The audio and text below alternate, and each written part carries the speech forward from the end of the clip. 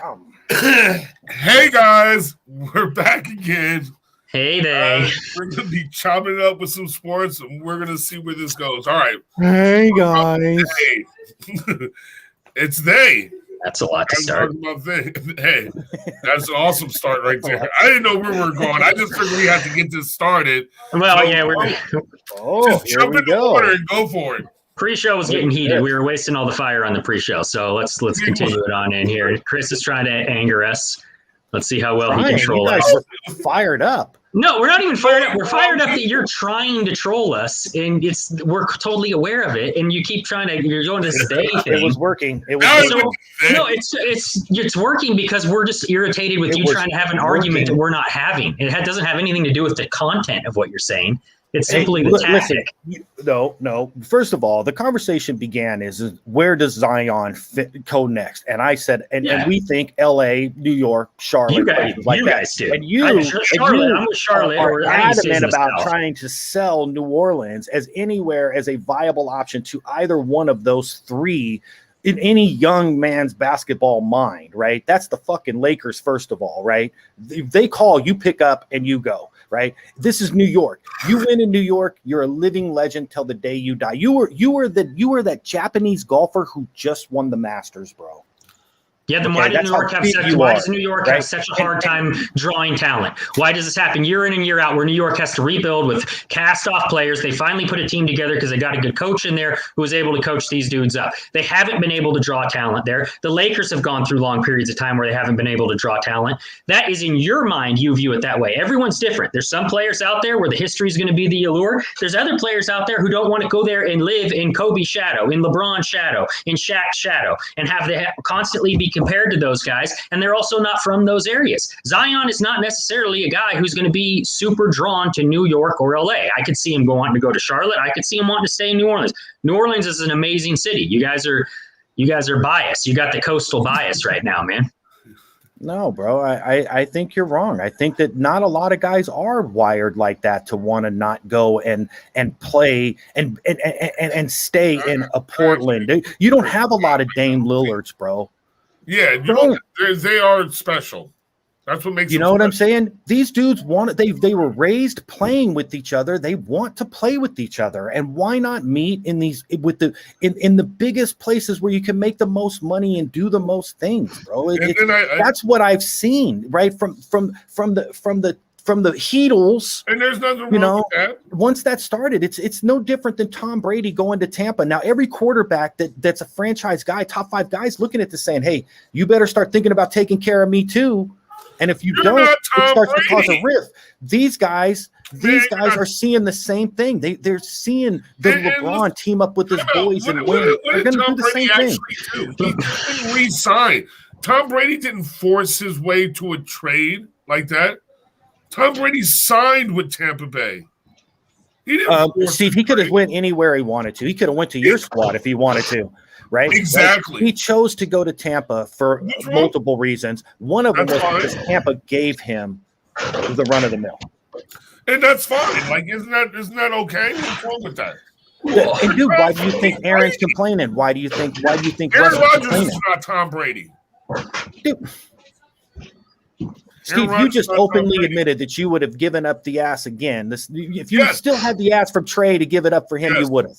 Right? Yeah. I mean, let's be real. Let's be real. Let's name the teams that wouldn't take Aaron Rodgers right now over their quarterback.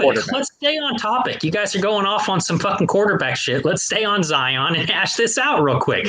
You guys are trying to go somewhere else with it. He's gone, bro. I think he's gone. I don't think he's going to market's a spiral. Who knows? I don't know why anyone would say that right now. I would say LA and Charlotte and Miami are going to be high favorites. I can see Miami more so than LA. And your argument you're bringing up about where these guys want to go to, that's not what's actually happened. LeBron brought AD to LA. LeBron already had a house there. He was going there to do Hollywood stuff. He had that allure to him. He was going to finish his career in Hollywood. He already had a house. He drug AD over there with him, not because they're boys and they wanted to play together. He was trying to find whoever he could to beat the Warriors. The Warriors created a situation where guys were out there trying to find who can I get with me to get another another title, especially a dude like LeBron who's chasing legacy. All right. So LeBron went to Cleveland, and there was Kyrie in Cleveland. Right? They didn't create that team. He went there. There's all sorts of teams. There's all sorts of examples of teams where guys go there and they win a championship. It's not about being in LA or New York. If that was the case, New York would win every fucking title. And they haven't had a title in how many years? They have trouble getting players there. Killed. If LeBron's image wasn't getting killed, he wouldn't have went back to Cleveland. Let's be real, bro. He went back to real. I think I believe he wanted to win the title for his home. He had to. Yeah. He had to. So the NBA rigged it for him to get him a title. He understands his legacy. He understands his legacy. To some extent, He knew. Everybody said no matter how many you win in Miami, you could win 5, not 6, not 7. You can if you want, but it's not like winning 1 in Cleveland. He goes there and he still isn't on the level of Mike because again, bro, you had to leave. Right? Well, not because of that, because he lost multiple titles to the Warriors. You lost a few. His finals record is way different. And the fact is, anybody who watched Jordan and watched LeBron can tell you it's obvious Jordan was a way better player. In my mind, there's really nothing LeBron could ever do to surpass Jordan. Exactly. So 6-0. But Bron, by the time he's done, is going to have double trips. That's fine. He might be 7-5 when it's all said and done. And it's very impressive in its own right. Yeah, I was not saying he's not a great player. Great player. He's a great player of the last 15, 20 years, for sure. Maybe we should – why don't you send an email to Michael A. Smith and let him come on here and talk, make his argument for LeBron. Or even Shannon Sharp. How about Shannon Sharp? We'll get him on here. I don't need to hear them talk through a cop down there. Who the hell is Michael A. Smith? Who's Michael A. Smith anyway? I never heard of him. You don't know who Mike Smith is? I think I do. Michael Holly. Michael Holly. You're talking about all the numbers, Michael J. Smith, I think, maybe. Michael something Smith. Michael A. Smith. No, you got Stephen A. Smith and some other dude. Confusing the black commentators. You're messing them together. Anyway. Am I, bro? Anyway, we've heard enough from the Nick Wrights and the Shannon Sharps of the world. We know they've got LeBron's balls all over their face. They wake up every morning. And that time that LeBron actually flashed his dick on TV, they've got that still frame. They wake up to it every morning, give it a kiss, and go on with their day. That's how they start. But there's nothing you can – there's no logic you can tell those guys. I don't need to hear anything from them. I don't need to hear some dude try to talk with LeBron's cock halfway down his throat. All right? They love LeBron. You want to accuse me again, Stevie, but get your facts straight, man. Oh, boy. All right. What did you got? Just share the screen. Here you go. I'll put that up there for you, man. That's who I was thinking of. There's no A there, but that's who I didn't know he had an A in his name, does he? He doesn't. No, he doesn't.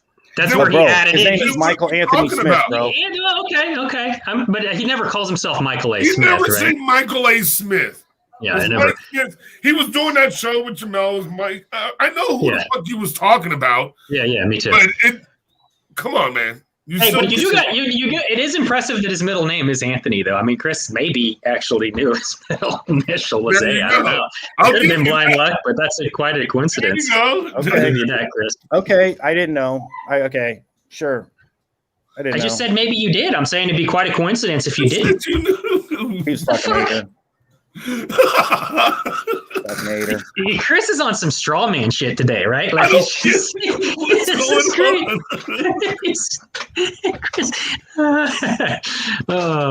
Yeah. Okay. You're looking for Michael A. Smith. I already know what you're looking for. I just showed you him, bro. You're looking for I proved my point. Like Michael. I proved my point, bro. You proved your point. Okay. Let's just read the highlight. Why we got him up here still? Here, you want me to zoom in on that? All right.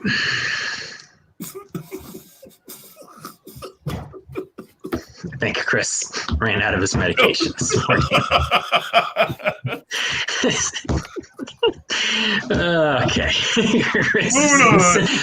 He thought he had us mad to start the show. Look at his face right now. My man is hot. It's hot. He don't even have a collar on, but that shit is sweaty around there right now. Hot around the collar. It's all right, Chris. right, so let's do a little since we're on this Zion tip right now. Who wants to make a bold prediction? In 5 years, what team will Zion be playing for? I'm saying the Knicks. The Knicks for Steve. Chris, you going Lakers, I take it? You've already heard my argument for this. No, well, pick one. You were saying Knicks and Lakers, so you picking Lakers? Yes. We're all picking a team? All right. I say he stays in New Orleans. All right, we'll all be wrong, and he'll go to Miami. Yeah, he'll go to Charlotte or Miami. Yeah. Charlotte. Miami's a legit one we didn't really talk about, which is maybe more likely than anything. I won't be wrong because, like I said, he ain't fucking staying in some mid-market fucking mid-major location, bro. It's just how it is. I know. He ain't staying there. He's gone. If you're young, might as well. He's gonna buy his house in LA soon. Let's not even have any teams that are not in one of the big five. We'll just have a 5-team NBA slate from now on. That's it. Just 5 teams competing every year. Because why even try? If you're Utah or Denver or Steve, didn't we have this conversation? Didn't we have this conversation that teams like Oklahoma City and Memphis need to go ahead and merge back to being like a Seattle Supersonics? That these leagues right now can't actually support 32 teams in the NBA. That it's a better, more competitive league if you had 28. I don't necessarily agree with that. I told you when you mentioned OKC that I wouldn't get rid of the team in OKC. That they pack that stadium. That's all that city has. They love that team. There's some places where they're not basketball areas. I could see them moving teams, but that's not fair to say to a lot of these different franchises, man. Especially they put good products out there. If they're packing their stadiums too. OKC is a fucking, and they were in the playoffs. They've put together good teams. Look at all the draft picks they have going forward. That's a franchise that's got a bright future and has competed every year for the past 10 years. They've done really well. I'm not an OKC fan. To dissolve Minnesota. There's another one that could go. Wouldn't hurt my feelings. I'd disagree once again. Minnesota, if they're good, will do well up there. They've had trouble getting a roster together. They've had trouble with injuries this year. Minnesota's going to be good next year. Let's see what happens with Minnesota next year and see what you guys say then. Because they're going to be good next year. They're going to compete. I mean, what's his name? Anthony Edwards is looking like a baller. Did you see the performance he had? Dude, my man put him down. I get it, but whoa, bro. Yeah, he is a okay. They've had top draft picks for a while. Yeah, and they were all hurt this year. They were all hurt this year. Cat was hurt. And they just don't stay up there. Yeah, that's a problem, man.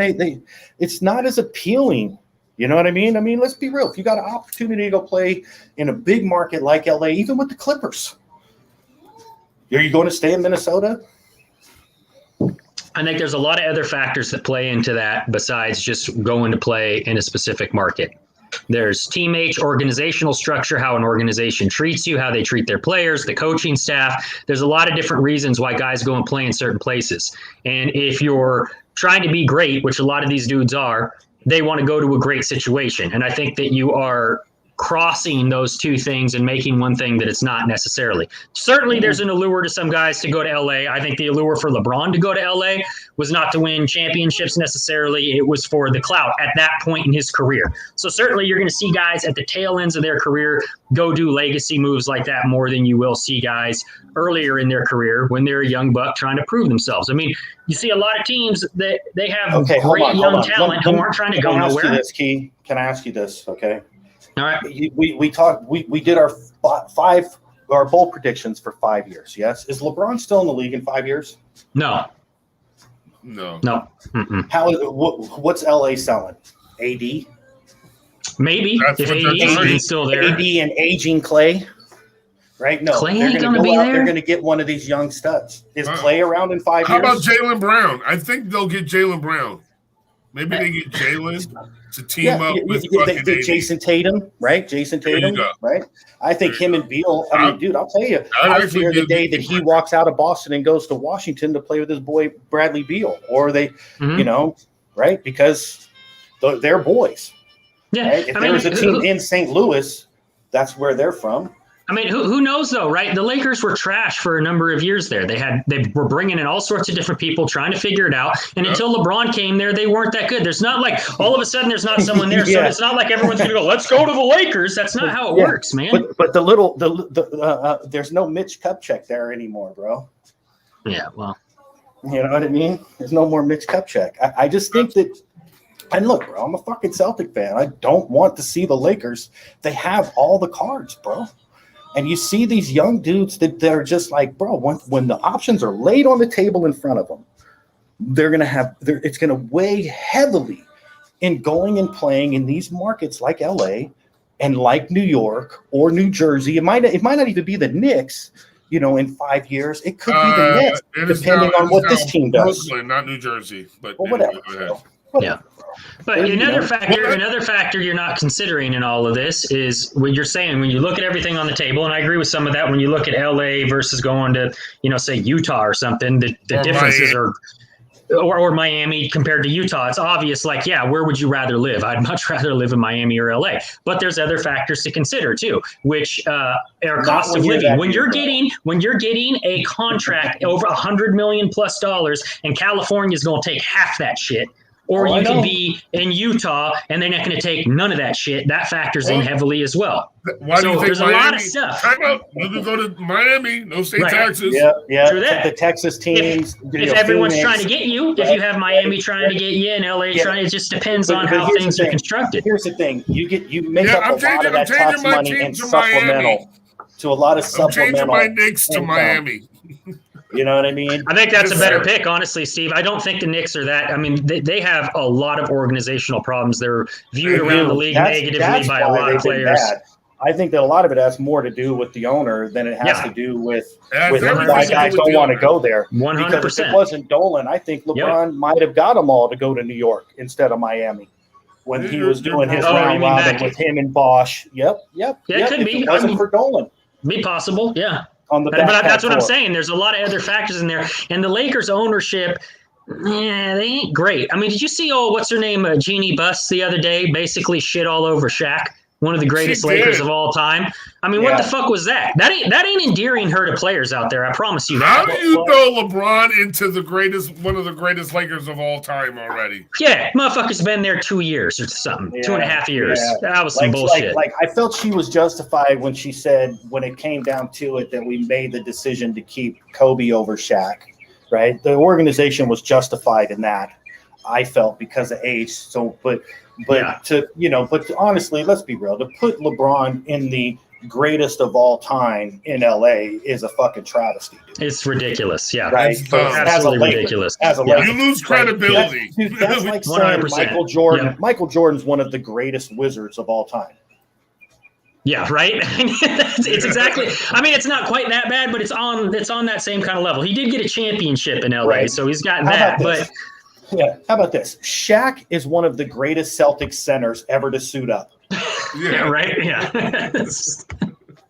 On one level, it's true, but not while he was there, right? So it's exactly stupid. Right. Yeah, Absolutely I mean, is LeBron one of the 5 greatest players possibly ever? Yes. Is he one of the 5 I've ever seen? Yes. You know what I'm saying? Is he the one that I root for? No. But that's because of the teams he chose to play on. I don't root for anybody except for one team. Well, that leads me into a good question I actually have been wanting to talk to you guys about. Who do you got, because this kind of pairs in with what we were talking about with Zion, who do you guys view as, I guess we could just do 5 of them, the best 5 young players under, say, 20, in their 20s? Who do you think the future of the NBA is right now? The 5 players you view as the future? Because, we're getting to the end of Curry's career. I mean, he's still got some years left, but he's at the edge of his prime now, so he's going on. LeBron, obviously, I don't think any of us think he's going to be around very much longer. All the rest of those, that kind of old guard, KD, Kawhi, they're all getting older. So who's the next generation? Okay, so is Giannis considered young at 27? I would still put Giannis in the young one, yeah. Okay. Because he still hasn't, he hasn't quite reached his prime yet. Prime is 28 to 32, really. I think he's older like that because he came from France. I was going to go younger. I was going to go younger, like Luka.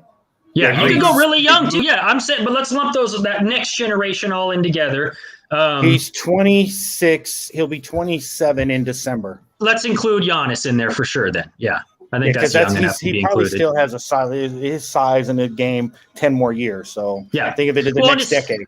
His prime, I mean, what they say in basketball, prime is like 28 to 32. So he hasn't even got to the prime yet. So let's say pre-prime guys, age-wise, who would you put top 5? Steve, you want to go first?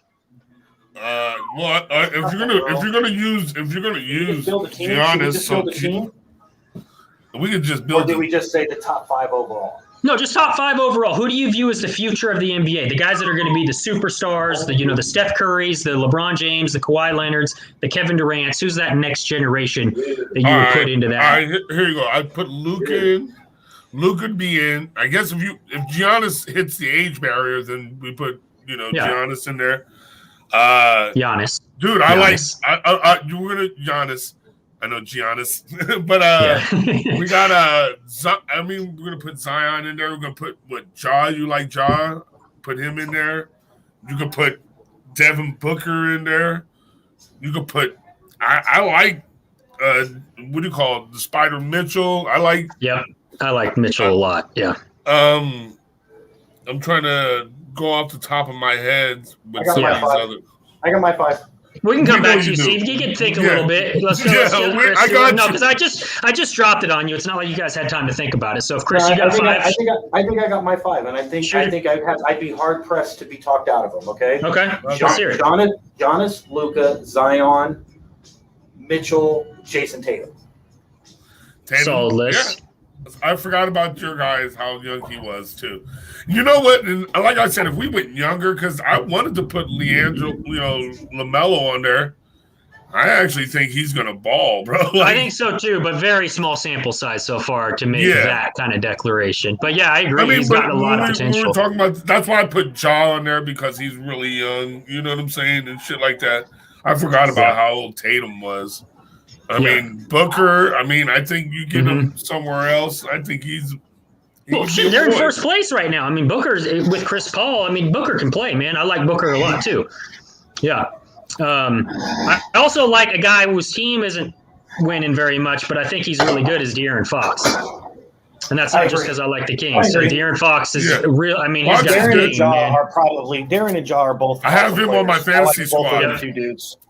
Yeah, like I said, do we build a squad? We could try building a squad too. Because that's a good idea. If we were to build a squad, I would have one of them two as my points because they were the first two to come to mind. Yeah, you know what I mean. Right? I would actually take De'Aaron Fox over Ja, but that's just me. But then I would probably go. I would play Giannis at center, Luka at power. Zion at small. Tatum as well has to be on that team. I think Tatum right now is a better player than Zion. I just think that in 5 years that may be different. I don't. But Tatum's got Zion's going to be the same player in 5 years as he is right now. I promise you. He just does. This is what he does. He does it really well. He's not going to start shooting a 3. His jumper is going to fail him, I think, to a sense, comparative to the shot that like Tatum has. Tatum has. You see it already. Yeah, Tatum's got a shot. Zion, they send him out there to sit in the corner, right? Which is that common kind of offensive set a lot of teams do. He goes out and sits in the corner, and he's wide open. They pass him the ball, and he drives immediately every time. He knows he ain't got a shot, and I don't think he's gonna. He does one thing really, really good, and I think that's going to be his bread and butter. That's fine. He can be a good NBA player for a long time doing that, but I would much rather have Tatum on my team. I agree with you. I think that I think that Zion. I think the same thing that I try to tell kids out here when we play basketball is like, bro, you guys throwing up these Curry shots. You haven't put the 50,000 hours in to justify it, right? And when Zion puts in his 25,000 hours of jump shooting, his shot's going to get better, right? It's bound to. It's there. Maybe. It's just some guys don't ever develop a shot. Some guys don't have it. I think his set shot. I think his build and body type and LJ got better. Good. Anthony Mason got better. Yeah, still, you don't think of those guys as shooters throughout their career. I don't think if you said LJ or Anthony Mason to anybody, they're going to be like, beautiful jump shot, man. You're not going to hear that. The reason why I use them as examples is because they weren't great jump shooters either, but over time, their shots got better and better and better. Mid-range, none of them had a 3. And in today's game, if you don't have a 3, you're going to be limited. That's the biggest issue with when you start thinking about a lot of this stuff. Actually, how about you know what's funny with the young guys? How old is Ben Simmons? Oh, young as shit. Yeah, Ben's one you can put in there, but that's another one that has 0 shot at all. But I would actually, that's a good one to bring up, Steve, because defensively, to me, Giannis and Ben Simmons are so far ahead of the rest of that group defensively that that's, as you're constructing a team, I'd probably as we're listing top 5, I'd put those other guys ahead of them. But if I'm constructing a team, because Ben Simmons can guard anybody, 1 through 5. He can guard your fucking point. You just need scorers on the wings. Yeah. You need scorers on the wings. And that was the guy I wanted the Warriors to go get. When we ended up getting Wiggins and there was all that talk what we were going to do with the draft pick. And I was like, man, figure out a way to get Simmons, man. Dude, imagine him on the Warriors, his slashing ability and defense with Steph. Oh, my God, dude. Would have been sick. So you put the screen up, Steve.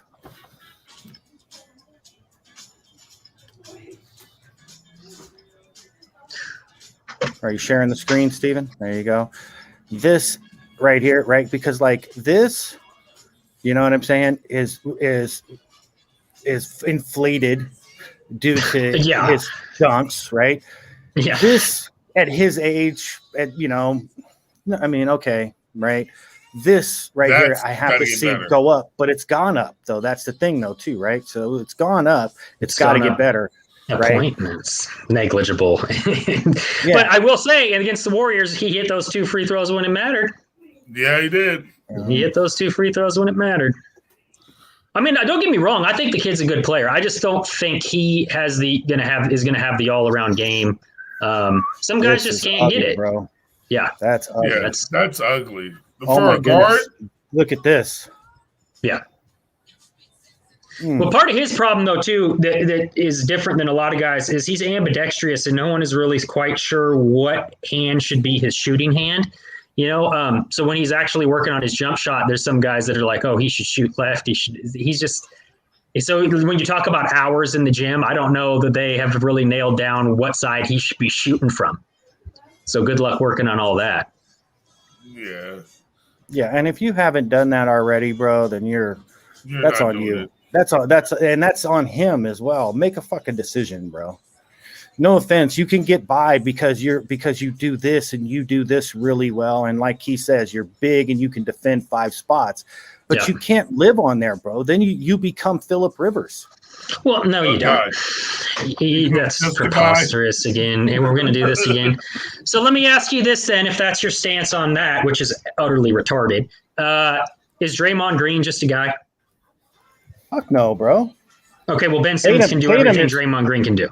But no. The one thing that Simmons can't do that Draymond can do is bring a team and bring them together and lead them and be the heart and soul, lead them to a championship. It's not. We don't know that to be true. That worked out chemistry wise with the players like Steph and Clay there. Draymond Green on a different team may not go so well. He might be the fucking cancer on the team. And Draymond's my favorite player ever. You think Ben Simmons would have glued them together like Draymond did? Who knows? It would have been different. It's a different chemistry. I don't think so. I don't believe so. Yeah, I don't know. Draymond's value goes well beyond the stats, especially for that first run, bro. No, I agree. For that first run. I love Draymond, and I agree with that. But I think don't get me wrong. Do I think that Ben Simmons is a more naturally talented player? Yes. Do I think that he has the mental fortitude that and demeanor that you want from a guy on a basketball court that's on your team? You need guys like me on that wall, Kawani, when you play on the court, right? And you need guys like Draymond. I don't know if Simmons has that kind of we needed a dog that we didn't have. No, bro. We needed a dog. We needed Simmons is skilled beyond belief for his size, but I don't think Curry he's got protector. Yeah, you don't have Pitbull in him, fuck with him. But his career's not over either. Everybody brings different stuff to the table, is what I'm trying to say to you. And Simmons and Draymond Green bring very similar stat categories to the table. Ben Simmons is far more physically talented than Draymond Green. Yes, Draymond Green's intangibles are unmatched in the NBA. I don't know that Draymond Green's intangibles work on every single NBA roster, though. No, I agree. So I'm just saying, if we're calling Draymond just a guy, then I guess we call Simmons just a guy. But to me, Draymond Green is not just a guy. I think Draymond Green's one of the greatest players to ever play the game. It's just he fills the stat sheet in a different way, and he does things for a team that's not necessarily always quantifiable. But to write Ben Simmons off as not being a great value to a team and just some guy is ridiculous. No. I think Ben Simmons brings more value to all the other teams than Draymond does. I get that. I agree with that. Yeah. I think the fit of Draymond's voice and how he is fitted well with the players we had at that time. I just don't think Ben Simmons had that type of voice to bring that type of team together. I agree with that. Ben Simmons also would bring slashing ability. This is his fourth year. This is his fourth year. He was the number one fucking pick, right? This dude was supposed to be good. Ben Simmons is supposed to be good. Draymond's a second-round pick coming out of nowhere and does what he does. Wait a minute. That's irrelevant to what we're talking about. Well, he was a second-round pick is what he's saying. Go ahead. So not just that, right? Not just that. Yeah, these are the same. He fails here, but he's not required to score because of the team that he plays on, right? Well, that's not true. So this year we could use Draymond's Green scoring. When Draymond scores 10 points or more, the Warriors' win percentage is like 90%. And he can't do it a lot of the time. Look, I don't want to sit here and bad talk Draymond. He's my favorite player ever. I love Draymond Green. But he's not bringing to say that there's holes in his game. Anything more, to say that this dude has done anything more. What are his points scored? 14 a game right now. Right. It's like double Draymond. But if Draymond Green scored 10 points a game, the Warriors would win 90% of their games this year. That's what they did when he scored 10 points or more this year. So I'm just saying, there's people bring different things. I brought up Draymond because him and Ben have a very similar skill set, on a baseline level. But there's some stuff Draymond's much better on. There's a lot of stuff Ben's a lot better on from a physical standpoint. And I'm just saying, to say Ben Simmons is just a guy, I bring up Draymond because I think that's a good comp to show you he's not just a guy. Again, he's a good player. Once again, right? I said he becomes Phillip Rivers. And you accuse me of making him just a guy, right? But your argument is this: Phillip is your definition of just a guy. I think that's a Phillip Rivers of just a guy right back there. He's probably just right now. He's just a guy. Key. Ben Simmons. There's a lot of dudes. Dude, what does he want? Ben Simmons is just a guy right now. What does he want, bro? He is just a guy right now. You guys are ridiculous. I told you the latest is the greatest. I told you guys. Chris. The latest is not the greatest. And he is just he's a young guy. He's not just a guy. What are you talking about? He's one of the we just talked about putting him in in the top 5 best young players in the league right now. He's in that discussion. How is he just a guy? Yeah, that's it. So if he's just a guy, what's Joe Ingles? That is just a guy. Exactly my fucking point. That's just a guy.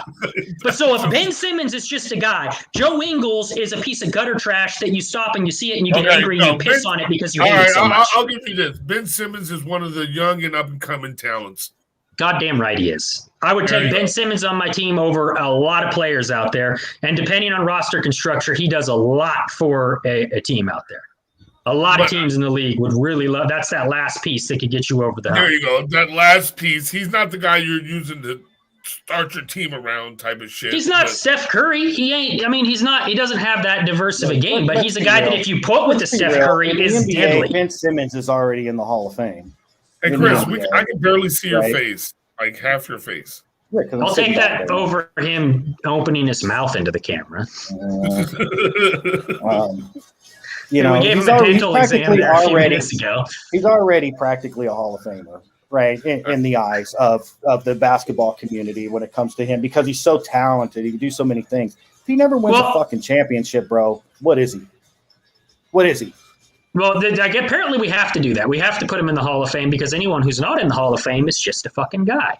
And for us to show that he's not just a guy. Phillip's about to be in the Hall, and I think he's just a guy. Oh, so now we're changing. So now Phillip Rivers making it into the Hall doesn't change that he's just a guy. This just a guy shit is like, I'm stoked I'm just a guy. Like, I'm on Phillip Rivers level. I'm on fucking Ben Simmons level. This is great. You probably throw better than Phillip. No, I don't. Not even remotely. Your arm action's got to be way better than that. Oh, my mechanics are better, but I don't throw. I'm not more accurate or can't throw deeper than him. Just because he's got some weird fucking mechanics, he did it great his whole career. Worked his whole career. So I just want to know, Chris. So if these are our levels, right? We have like Steph Curry, LeBron James, guys like that. Those guys are great players, right? All-time greats. What's the next level? What's the next level below them? Does it just go from that to just guys? Great. So who's in the great category? There's a lot of people in the great category. I just don't give great to just anybody who's played 3 years and it does a little few things. Okay, what's below great? Is that where it's just good? Okay, so this is what I'm trying to get to. Some might even be really good. Okay, so that's my point that I'm getting to, is that's where I would classify a lot of these guys like Ben Simmons, Phillip Rivers. They're very good players. They're not just guys. Really good. I wouldn't say very good. Good to really good. Okay, but so that's what I'm saying. Is that just the guy level then? Is very professional sports, bro. They're just guys in professional sports. I mean, they're just guys in the sense that they got a pair, but they don't. Look, the way I look at it is, if Phillip was to sit there and go join a flag football league, he's going to tear it up, okay? He's not just a guy in that regard. But this is the NFL, bro. He's just a fucking guy, dude. I've seen a lot of quarterbacks do what he's done and do it in an era that was harder than him. Right. To me, just guys are not Pro Bowlers. They're not guys that are perennial Pro Bowlers. That's like guys that make the All-Star team. When we're talking, when everyone's talking NBA, everyone gets all pissed off about how many All-Stars someone has on a roster. Jalen Smith made a Pro Bowl. So, Chris, you got it. Chuck Knobloch was an All-Starter. Doesn't look good. An All-Star. Ain't anyone watching. But Chuck Knobloch just made All-Stars. Okay. What's the problem Rick there? Russell made All-Stars. Okay. Are you going to say that those guys were great players? No, I didn't say making one All-Star game makes you a great player. I said perennial Pro Bowlers and All-Stars are considered great players. When people talk, first of all, Pro Bowlers, for the perennial Pro Bowlers, is a popularity contest. No, that's not entirely true. Dude, no, that's not entirely true. It's fan vote. Fan votes pay a lot into that. Same with the All-Star game. All these All-Star games are that way. To some extent, they changed that in the NBA because of Zaza Pachulia. So it's not necessarily. I mean, there's also other votes that go into it. There's media votes. There's fucking. Can we look at Zaza's stats and compare him? Can we look at Zaza's stats? What was his? That was because he's the hero from he's the hero from his country. So there was and they had to change it because of him. That was the big fuck up in it. And it was like, all right, well, we can't allow this to happen. But the fact of the matter is that dudes, any of these guys that are in there are usually premier players. There's a reason why they're in there. They have name recognition. Everybody knows who they are. I mean, Phillip had a lot of name recognition, bro. Right? Did he accomplish anything for me to say that he's one of the 10 greatest quarterbacks I've ever seen in my life? No. Who's not saying even that, though? Close, right? Who's saying that he's one of the 10 best? If my criteria, what one of the best, you're saying, oh, he's going into the Hall of Fame. If when he gets his gold jacket, is he still just a guy, Chris? I mean, that you just rewind it. You just accused me of saying he's going into the Hall. He's just a guy. That's just a guy now. First of all, that's what you said. That's what you said. No, I said Phillip's just Nobody a guy. Said that. I didn't say I've said that. Right? Phillip's just a guy to me. I'm confused. He's not one of the 10 best. He's not one of the 10 best quarterbacks I've ever seen. I don't think he's one of the 15 best quarterbacks I've ever seen in my life. I can almost he's just a guy. I don't disagree with that. That doesn't mean he's just a guy. Right. Oh, he is just a guy. Because this is my standard on who's a guy and who's not, right? Who's great and what's not. So if I say Phillip's just a guy, then just know that that's probably the cutoff. More than likely, there's a guy above him that's even better that's just a guy in my book that you're not going to like me saying that dude's just a guy. Yeah. But the fact is, I would take Jim Plunkett over Phillip Rivers.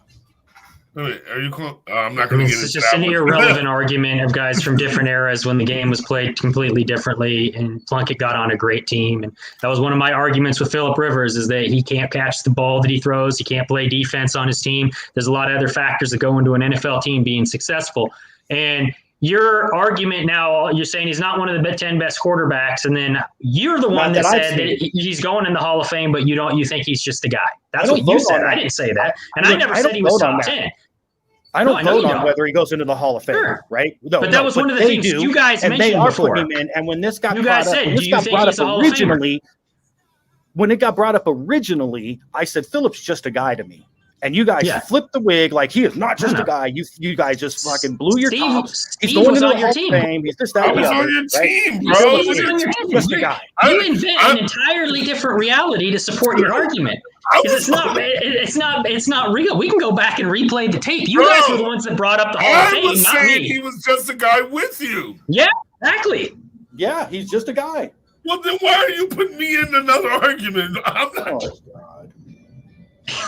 Oh, oh man. Oh God. I was on your. There you go.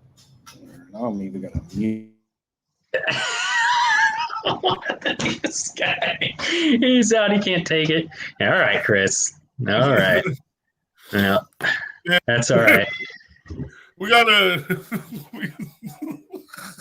First time we've lost a member. He thought he was going to do this to us today too. When we came on, he was like, "Oh, I got these guys hot to start the game," and then, my, how the tables have turned. Yeah.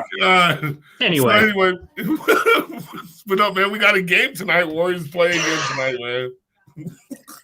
Yeah, we better win tonight. That was a fucking throwaway last game. That's the thing that drives me nuts about this team, though, is that they can't win a close game. And part of that, I think, is Steve Kerr's coaching. And part of that is the players, obviously, around Steph Curry, where it's like if Steph isn't hitting at the end of the game because he's tired, because he's already carried a whole team of scrubs for, 30 minutes, ain't nobody there. We don't have an Iguodala. We don't have guys that aren't going to make mistakes late in games. We don't have Sean Livingston out there. Yeah, any of these dudes when the ball hits their hand. Yeah, nobody can get their own bucket. And when the ball hits their hand, you can see they're scared. And it's like, oh, figure out a way to get the ball to Steph. And it's get like the ball to Steph, yeah. Steph's triple, quadruple teamed by that point in the game, and we can't win a late game situation. It's fucking frustrating to watch because it's the opposite of how things used to be, Well, makes me miss KD. Well, fuck yeah. Well, KD's an awesome player. It's easy to miss that type of shit. You know what I'm saying? Yeah. Like, fuck. But KD had that. Go ahead. Sorry. No. I understand that. Like, KD always had that nice look. If you needed a point because shit was just going awry, he can go get you a bucket. Boom. Get a bucket, settle everything down, stop the bleeding and whatever shit's going awry. I mean, the way they're doubling Steph, this is why I was telling Chris too before. Like, I think our team's going to be when Clay comes back, and you have that other shooter you got to worry about instead of like running all these guys after Steph. Mm-hmm. That's gonna create better problems. I mean, Wiggins can get hot here and there. Look, this is probably Wiggins' best career year he's had right here by far. Because he's playing defense this year. I can't hear you, Chris. He said that he hates us and that he's out. And he wants us to not hear him, but see him go over and act dejected. Yeah. Very upset. But surprised he ain't pumping weights right now, just steaming. But I think, my thing is like, you get Wiggins back. Wiggins now, just hold on to how you're playing now. Like, that's really all you need from Wiggins. Wiggins don't even have to be is fucking, you know what I mean? Like all that weight on him right now. Because look, in the fourth, when Steph is out, that's Wiggins' time, bro. Like you gotta go, bro. Like you got 3 minutes here, no Steph. You got to keep this game alive. You know what I'm saying? And sometimes you do it, and then sometimes he's just lost. Totally lost. That's a good way of putting it, is lost. And it seems to be real, like there's games with him where you can see like he's in his bag. He's the moves he's going, he's concise, he's decisive with where he's going. And then there's games you can just see him being tentative. And when he's like that, man, he ain't providing nothing on the offensive end. And what the Warriors miss right now, because Steph is not necessarily even this guy where like there's guys at the end of the game where they want that shot, right? They're like, give me the ball. I'm going to stick this ball in your fucking eye. I'm finishing. I'm putting the dagger in. I'm going to win this game. Steph's more of like feeling his flow. If he's feeling it at the end of the game, you want him shooting that shot. But KD was that dude that it didn't matter the situation. Give me the ball with 5 seconds left, and I'm going to put this motherfucking ball in your eye and win the game. And that's what we lack right now. We don't have somebody else on the roster that has that kind of mentality at all. It's easier. The thing with KD over Steph is KD could always shoot over and that fade away jump shot from a 7-footer. Nice. That looks good. That shit's undefensible. Like he can always. You can run all these players at Steph and really, literally keep him from shooting. Whereas KD, once he gets the ball in his hand from the top of the key, you can't stop that fucking fade away fucking jump shot. Yeah. So I'm gonna raise my hand and unmute myself. No. KD is not just a guy. Play nice. Yeah. KD is not just a guy. I did say, I don't know if you read my lips, but Andrew Wiggins, just a guy. That I agree with. I'm going to mute myself again. That I agree is just a guy. Yeah, that's why are you mute? I agree. Wiggins is just a guy. Yeah, I want him as my third. But you know what, though? I'll tell you this: he would be a fool to leave this team. Yeah, he fits with them. Yeah, right. When Clay's back, it's a good roster construction. Being the fourth option, bro, is good for him, dude. It's good for him. I agree. Being number one, agree. No bueno. Being number two, no bueno. Nope. Right, but because number four, number four option. Well, especially he showed how good a defense he can play this year and how many different positions he can defend. He defended the best wing on almost every team. I mean, look at what Brandon Ingram did in the Pelican games the last 2 times. Wiggins had that dude locked down. And you talk about a guy that's tough to defend with his length. Yeah, he's athletic and versatile, no doubt. Yeah, he's got great. He never showed that D before until this year. This is one of the good things about the Warriors that's been really good for him is that defense. And like you said, because that'll come out a lot because no one knows how Clay is going to come through. How Clay was our natural guard dude that we put wing on defender. Yep. Now you can put Clay on the second guy and not the first guy, and you can maybe switch him and Wiggs off depending on how well or how fully back Clay came because the shot will be there. I don't think anyone's questioning the shot. The lateral movement and being able to cover the guys that he used to cover. That's what you don't need Clay on the number one guy. Exactly right. No, that's exactly right. We're saying. Now Clay doesn't have to be on the number one guy when you got Wiggins. Even if you don't have Wiggins, you bring in another wing defender to play. You don't want that pressure on Clay coming back from this injury. You want him to focus on his offensive game, not have to worry about guarding the best dude. You need to. That's why it'd be great to have Oubre back because Oubre is another one of those dudes like Wiggins. He can guard he can guard from point guard up to the 4, man. And as much as I hate to say it, I would almost rather have Oubre over Wiggins. I feel like because Oubre's got a little more dog in him than Wiggins does. Wiggins do more. Wiggins fits. He's a little more versatile, but right. The thing with Oubre is going to win you some games because he gets hot sometimes, and Oubre will put up a 40 burger. Even I could see Oubre putting up a 50 burger at some point in time. He gets going some games, but then he has games where you're just like he loses you games. Wiggins ain't going to lose you any games. He's also not going to win you many games. Oubre is a lot more of a boom or bust proposition, but he definitely defends well on a regular basis. So you definitely get good defense out of him on the wing. I like Oubre, but I think Oubre is another one of them dudes, though, too, bro, that's looking to play with his boys and go someplace that he's more comfortable. I think he's almost as much stated it. I almost mentioned that when we were talking that earlier. I go, you want to talk about a guy I could see going to L.A. It's fucking Oubre. You want to talk about somebody who belongs in L.A. It's Oubre, man. I'm telling you, bro. You could see it, dude. That they're dudes. That's what I'm saying, bro. A lot of these dudes don't. They're not Clay. They're not Steph. They're not willing to band together in that franchise and say, let's take this team that hasn't won in 40 years and turn it into a powerhouse. Yeah. Don't get it twisted. Everyone's tried to recruit Dame Lillard. They've all tried to recruit that guy. Dude, Dame is one of the reasons why I have this mentality about dudes. Is I see that dude like, no, fuck all of you. Fuck all of you. You want to come play with me? Cool. I'm not coming to play with you. There's a difference, right? That's the mentality. Right? Because I can rip your heart out. Mm-hmm. Right? Dame is my dude. Dame is one of my 5 favorite players. Dame time. The fact that he's from the Bay too, bro, makes it even. The fact that he's from the Bay makes it that much. Dude, it's just like he's my new Gary Payton, bro. Yeah, that's how I feel too. He's my favorite non-Bay Area player right now because he's from Oakland for one. And the way that he plays, I love his game and his mentality. They love everything about Dame. He's a real one. And you're right. There's not a lot of real ones left in the NBA. No. But going back to Zion real quick, because you mentioned him again. The other thing I would say about him prospects of him going to LA is that he's playing with 2 guys right now who had to deal with LA fucking up shit for him. And they're salty at LA. I guarantee you they're in his ear about don't go to LA. So I'd be surprised because they weren't the dudes. And that's because they weren't LeBron. And they aren't. Right. But if you look I get that. That's a good LA point. dropped, look at the dudes LA got rid of. Brandon Ingram, Alonzo, Julius Randle. I mean, those 3 dudes are all really solid. Some of them are like superstar potential. Ingram and Randle are superstars. Why wouldn't you have kept them 3 and brought AD in yourself?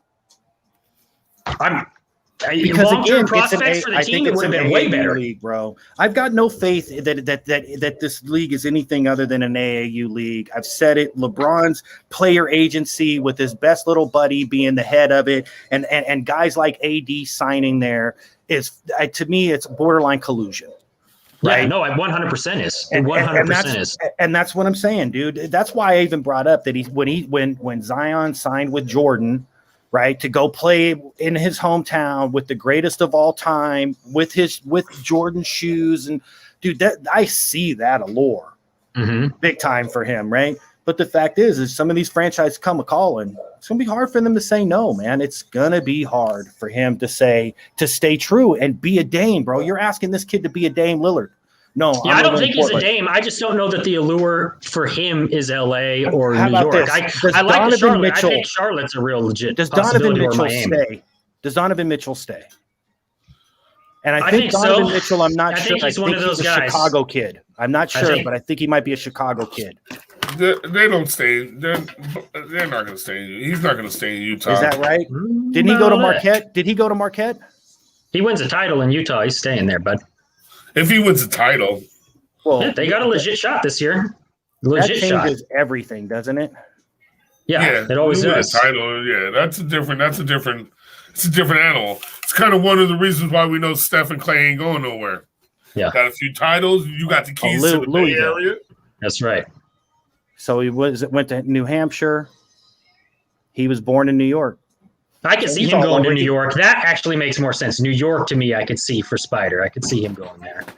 But he's also one of those guys. I don't think he's necessarily that kind of cat. He's more of a Dame kind of dude. He's like I feel like he's a real one. He's happy where he's at, bro. I think he's super happy where he's at. I think because a lot of it is because the organization has committed to him though as well. I also think though he's one of those guys that likes the challenge. Like, I mean, remember those years, his rookie year against OKC in the playoffs, and he was going back and forth with Russ. That dude he's got some dog in him. He likes to. He's out there. That's why I like that kid a lot, man. I think he's one of the best young players out there. I like his all-around game, and he ain't no punk.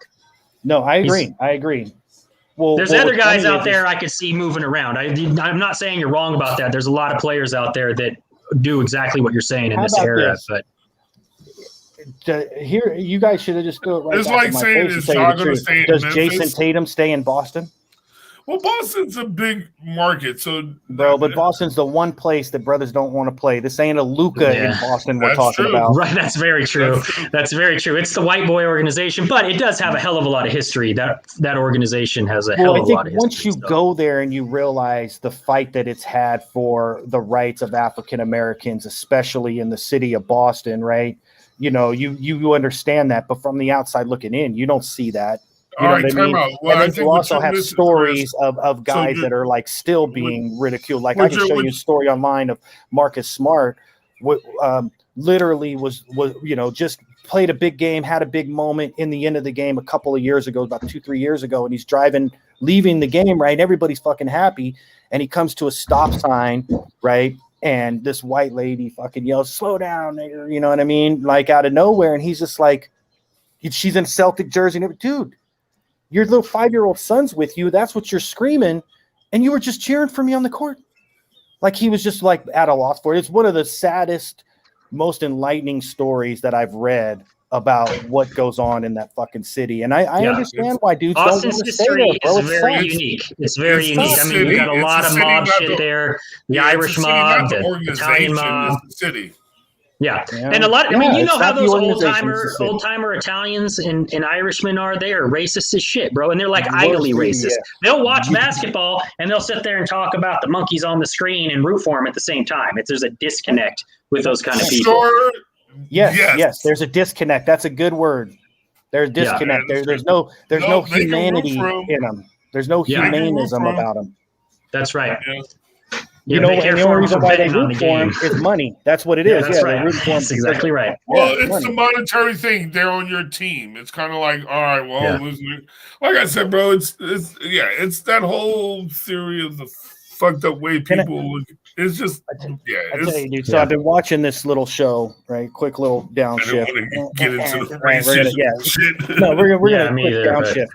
We talked about the Celtics in Boston, so we kind of had to come up. Right, unfortunately. I was watching this one pirate show on Netflix, right? It's like the history of the pirates and stuff. I watched it, yeah. And did you watch that one about Blackbeard showing up in South Carolina? And they're like, you could pay me in one way. And it was, and because he's so indifferent about it, he had no problems and like the historian said, he's always seen them as slaves. They're just slaves. You know what I'm saying? And that's the mentality. You know, one of the biggest problems we have in this world is people don't see human life as important. It's just a person. Killers, you know, it doesn't matter. Shoot a gun over in that direction, doesn't matter who it hits. You know what I mean? People have lost humanity, bro, I think in a lot of ways. And it's been going on for thousands and thousands of years. You know what I mean? And we've got to be at the forefront of changing that, man. You know, life is precious for all of us. Creating others has been the thing for time immemorial with humans. Is if they're others, if they're those people over there, you can do whatever the fuck you want to those other people. And you've seen it as recently as 15, 20 years ago in this country from a political standpoint of going and bombing other countries. And it was like you would hear on the news, they would talk about deaths, and it'd be like 1 million Iraqis have died in this incursion. And then, but no American casualties today. And that's all they're like, oh, it's cheery news. No Americans have died. Cheers. Yeah, killed a bunch of Iraqi children, but who gives a shit? That's a bunch of them over there, you know, and that's how humans have been for a long time, man. And it's a sad state of affairs because it's one thing back in the day when you didn't have communication with these people and they really were like, you could say whatever you want about them. They were some unknown species over there. Today, with the internet and everything else, for people to still be doing that is fucking despicable, sad, and ignorant to a level that's just almost unfathomable. But I could tell you the one thing that I have grown to come to an understanding of is I find that there's not a lot of smart people in this world, bro. There's not a lot of intellect in this world. People that are willing to use their mind and their brain, you know what I'm saying, for their own resource, right? As opposed to, well, Steve told me, well, Kiwani told me, you know what I mean? And that's how it stems. That's how this misinformation and hate and all this shit stems, is because they're told to, right? As opposed to being like, no, fuck you. You ain't telling me shit. I know who's just a guy. Okay. There's nothing you can say about that. Right. I know. Right. This is my mind. Right. And I just don't think there's enough people out there that do that. Personally, I don't think enough people think for themselves, bro. So wait, are you trying to insinuate I don't think for myself because I don't agree Philip Rivers is just a guy? No, Kiwani, your line of just a guy and mine just aren't the same. That's all. That's very true. That's why I was trying to hash it out. That's why, but so to get back to that real quick, very good, and then below very good is just a guy. Is that where the line is? I was trying to figure out where's the line for just a guy. I mean, right about good and just a guy. I mean, they could maybe merge depending on who we're talking about. Andrew Wiggins is a perfect example of someone who's just below that level and he's just a guy, right? He's like that top end of just a guy. He's good, but he's just a guy. Right now, he's teetering on good, just a guy, bro. Right? Okay, I agree with that. Just a good guy. I agree with that. Just a good guy. Philip is just a good guy. No, but see, that's where it's like you saying Philip Rivers and Andrew Wiggins are like really good guy. How about that? Philip is just a really good guy. I actually like that. That's pretty. That correlates pretty well. Andrew Wiggins and Philip Rivers? No. I think Philip Rivers is just a really good guy. Philip Rivers is good, but he's just a really good guy, bro. He's a really good guy. He's not. He's not one of the greats. I agree with you. He's not one of the greats, but he was a very good player. He was a perennial Pro Bowler. He was one of the top elite quarterbacks. Yeah. I wouldn't have put him under my very good player. Okay, well, let's go into that era real quick. Let's go back to like the Tom Brady. What's funny is I've just started era. Who's the top quarterbacks? I'm pulling it up, bro. I'm pulling it up right now. I'm going to pull it. Where would you rank Philip in that era? That's in that era. I've got 3 quarterbacks that I would put ahead of him just off the top of my head right now, but I think he's top 5. All right, let's put him up. Okay, Philip M. Rivers. Are you going to put it up for us? Oh, give me a second, bro. Settle your ass down, all right? I thought you was just going to read it to yourself. I could just do that. Do my own homework. Think for myself. My own mind work.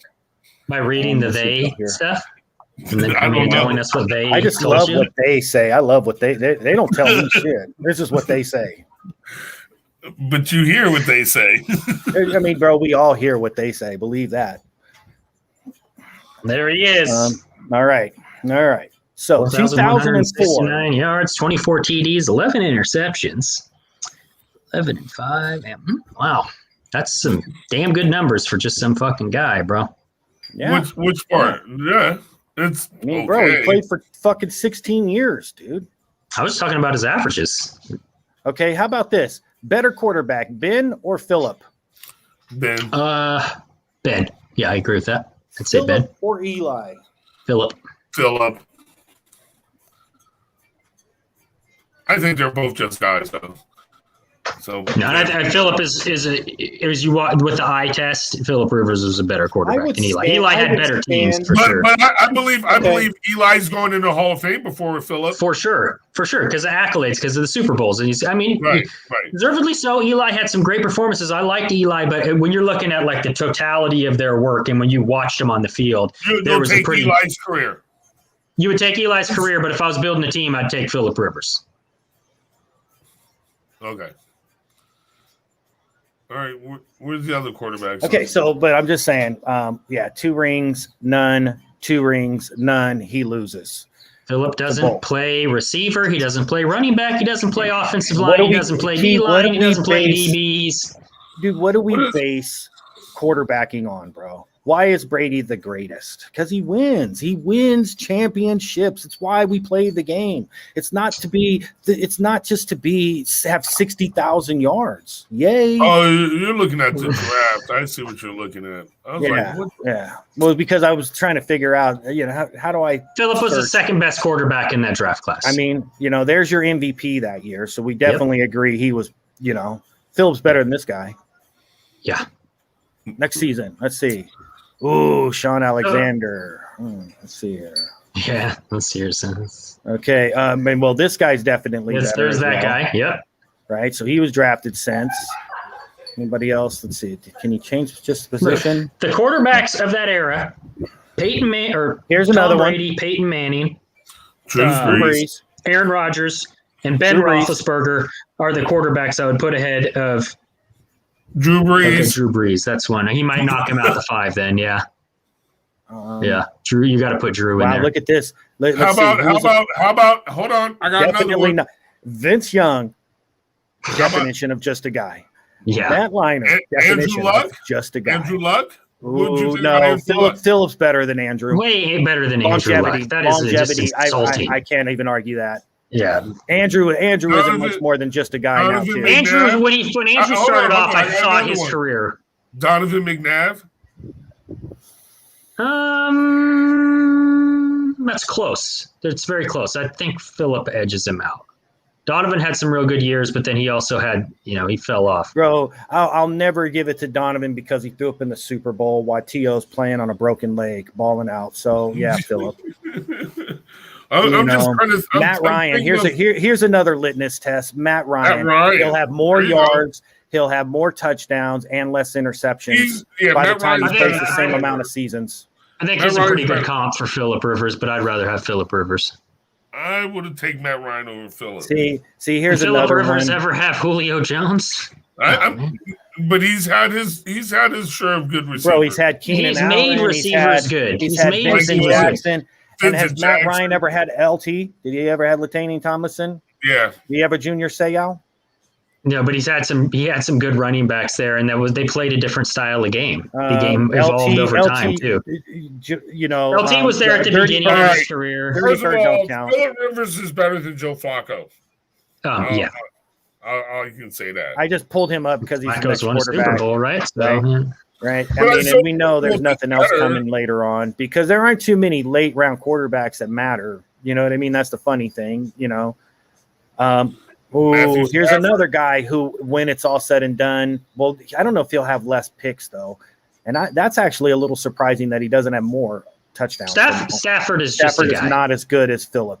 No, he's just a guy. That guy. He's closing in on Phillip's status. He's closing in on Phillip's status. No, he will never approach Phillip Rivers. I mean, maybe stats. The game's different now. But he's Phillip not. Stats. Ooh, look at that number 1 pick. How you feeling about that? Ooh, what about this one here? Oh God. Oh wait, dude, how bad do you feel though, Kiwani, when you know that they drafted him? At least he played a little bit. Right? Yeah. Where were our crap ass? Hey. All right. That was a great pick that year for you guys. Yeah. That was a really not good a pick. bad move. Yeah, the problem. Oh no, this was a good draft for us if I remember because we got Sean Lee too, even though he's super hurt, but he was still good. When he played, he was good, man. Cam Newton, Phillip Rivers, better than Phillip Rivers. No. Cam Newton's better than Phillip Rivers. No, he is not. Not even remotely. Yeah, that is I can't say that either. Because you totally have to adjust your offense for Cam. At least with Phillip, you can still run a traditional pocket offense. One of the things we talked about recently, Chris, was you were talking about that arc to get over into the next level. Phillip Rivers can use the whole field. Cam Newton cannot. He's very restrictive. Certainly his legs are a big threat, but your offense is very limited with Cam Newton. I liked Cam coming out, but he always just drives the ball. Everything is a fucking rocket out of there. That's it. Everything is a rocket, bro. I showed the same thing to my son. That same exact thing, Keith. Thank you. That's 100% spot on. I didn't like Phillip. I always felt like he was inaccurate. He kept putting the ball in danger. I just didn't like Phillip. He always seemed like he threw picks. Phillip was a gunslinger. He didn't throw that many picks, though. Felt like it. What's funny is this guy threw more picks than people think. Phillip Rivers is. Oh, I know he's throwing a lot than you think. He's throwing a lot. Hell, when what do you call it? Peyton Manning came into the league, he threw a lot of picks the first couple of years. That was that playoffs. That's because he threw a fucking couple of pick sixes in that game.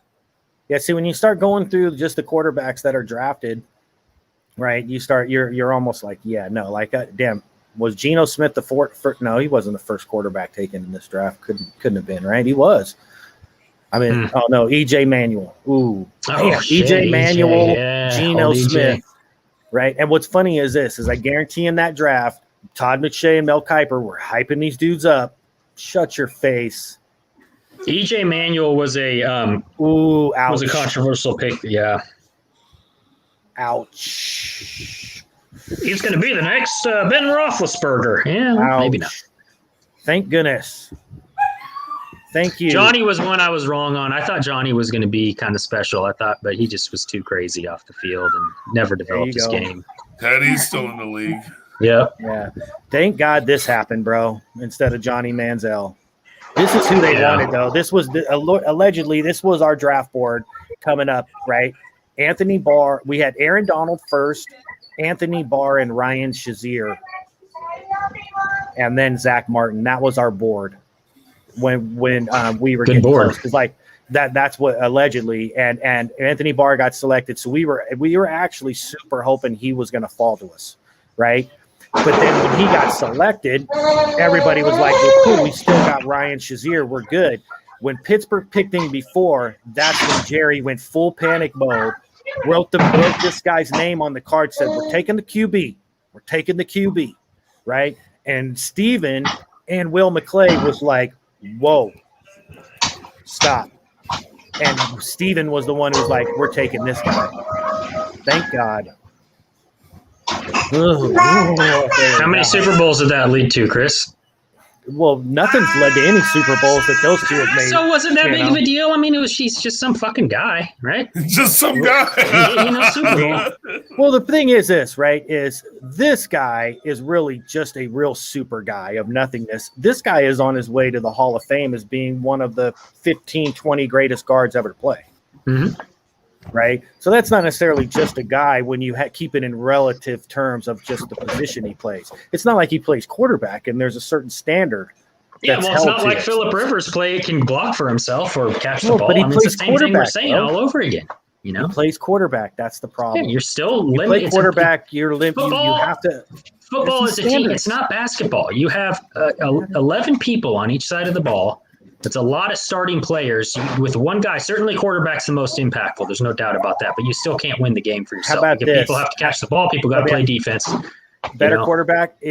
Better future. No. Better future. No. Then who? Phillip. Then Phillip. Neither one of them two. Neither one of them two. Right? You've seen that, right? Right? I think we have no chance. No chance. Right? What about this guy? Yeah, that's where I got him. 6. Yeah, I gave him top 5 first, but you're right. Drew Brees got to be in there. Roethlisberger got to be in there. Will this guy be better than Phillip when it's all said and done? I don't know. Probably not. But I don't know. There's a possibility. He could do some great things. The injury definitely concerns me a bit. If he wins once, he's in. Yeah, but he's just a guy right now. Yeah, he's just right now. He's just a guy. He's just a good guy. Yeah. You know, not quite really good like Tony Romo, but just a guy, just a good guy. Yeah. This is another. Bro, you want to talk about draft day debacle? Look, here you are at 28, right? Rod Marinelli, Rod Marinelli walks in here, right, and says, "Hey, we want this guy." That's the comp. Right? I think Rivers is better. And look, and this is who we passed on because he said he wasn't a scheme fit. Yeah. That's Rod Marinelli for you. Isn't he? But Chris already said that Tony Romo was just a guy too. So he's a really good guy. Yeah, he's consistent. He's consistent Tony Romo, on that. How about this? Tony Romo and Phillip Rivers ain't that far apart. No, I agree. I think that that's the comp. They're very close to each other. I think Rivers is a little better career longevity and all that kind of thing. Rivers edges him out, but yeah. Nobody's putting a gold jacket on Romo. Yeah, was his career. Is he a better quarterback when it's all said and done? No. Maybe. No. But I doubt it. I mean, somebody's got him in the AFC Championship this year. Sure, Phillip made it to the AFC Championship game. You know, what about this guy when it's all said and done? A better team than Phillip ever had. Yeah. What about this guy when it's all said and done? I like Josh Allen a lot. Yeah. I think Josh Allen's the next generation of premier quarterback. I think that he's it. He's definitely one of them. Okay, we're closing in. Hard to ask anything of this question here of him. I like Kyler Murray. I think his size could be a problem though. He could get knocked out of the league pretty quick, man. He's small, and he runs a lot. He's already NFL'd, right? Dwayne Haskins is pretty much NFL'd, right? Not for long. Yeah, 100%. That was it for that. And then last year, they should have caught the red flag when he was out there taking selfies when he needed. Is this guy better than Phillip when it's all said and done? I don't know. That's a good. I think that's fits that the Chargers would draft him because I think that's right. Comp right on there. He has the potential to be, but a lot remains to be seen. Small sample size. When it's all said, I think if he stays healthy, his numbers end up better than Phillip's. Possibly. Well, it's a different game nowadays too. So that's another argument that started with that got me thinking. Phillip is just the game has changed. Phillip played through that transition as well, where it's a passing game. You can't touch deep. You can't touch receivers. You can't touch quarterbacks. You got a strike zone that moves worse than a major league umpires, for crying out loud. You know what I'm saying on quarterbacks, and guys are basically able to stand back there and just throw fucking darts, dude. Yeah. Do you know what I mean? It's a different game. And the thing is I'm blessed being an old man, right? Having been able to see when it was transitioning from an uber aggressive defensive, rip guys' helmets off and throw it in their face into it's still a defensive, hard-hitting games. I mean, think about it. Every highlight that we used to love is a penalty by today's standard. Ronnie Lott bringing the pain, you know what I'm saying, is a penalty. He's practically thrown out of games. Sports Center's top 10 plays back in the day were stuff that people would watch now and go, this guy should be suspended for multiple games. I don't want to see him on the field again. Right, yeah. Despicable. So it's hard for me to ever think because Phillip has more passing yards or more touchdowns or that some of these dudes who played in an era where DBs were headhunting, DNs were fucking Tim Harrising, Jim McMahon's after the plays are over era, right? And still putting up 40, 50,000 yards in a career. That says a lot to me. Thinking that I can take a guy, you know what I'm saying, and put him in with the rules of today's era from the 80s. I think in my eyes, they would kill him. Montana would be throwing for 6,000 yards, bro. If they were if they allowed some of the shit they allow today, right? Think about this. Joe Montana, 2 of his seasons ended on 2.5 hit steps or 2.5 step hits. Jim Burt was one of them. Right? Montana had already released the ball. It was well gone. 1-2, bop, out. They ended up losing to the Giants in that game in the NFC Championship. Giants go on to win the Super Bowl. Right? If you did that today, that guy would be suspended. They would be talking about 4-game suspensions the next year. Do you know what I'm saying? Yes, it is a different game. And I get that. Completely different game. But just because they've opened it up doesn't make these guys fucking better. That's how no one said they were. No, I know. I'm not. We're arguing different eras now. But no, we're talking this about is the from thing. the era Phillip played in. How good he was. Hold on. But here's the thing: when you talk about the greatest of all time, or whether he's just a guy, or where he stands in the hierarchy, you have to take all of the eras. You can't just say, well, in his era, he was a top 5 guy.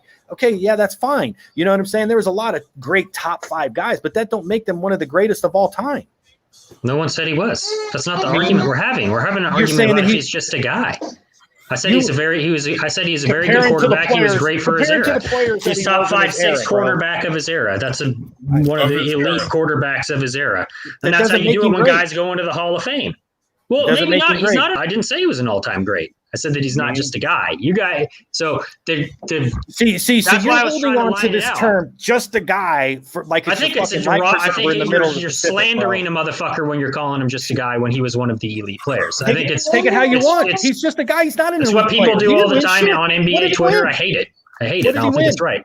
What did he win? I want. You can still appreciate what the guy did to the game and how good he was over that era. I loved watching Phillip play when he wasn't playing the Raiders. The fire he had, the way he played the game. I thought Phillip was great, man. Yay! Great player for his era. Yay! You're comparing eras. You're comparing apples and oranges. Your standard of great is your standard. My standard is he's just really a guy. He didn't do anything super special in my eyes.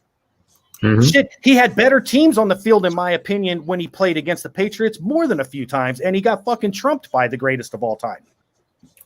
Yeah, I don't know about that. I mean, the whole rest of the league got trumped by him. It wasn't like it was just the Chargers. It was the whole rest of the league. They were beating the fucking. They were beating the Colts too. Peyton Manning has way less rings and way less. Yeah, he did. Barely somehow cashed. Barely. Peyton is one of the greatest quarterbacks to ever play the game. In my opinion, Peyton is a top 5, top 3 quarterback to ever play the game. And did anybody watch the Indy 500? Was that running yet?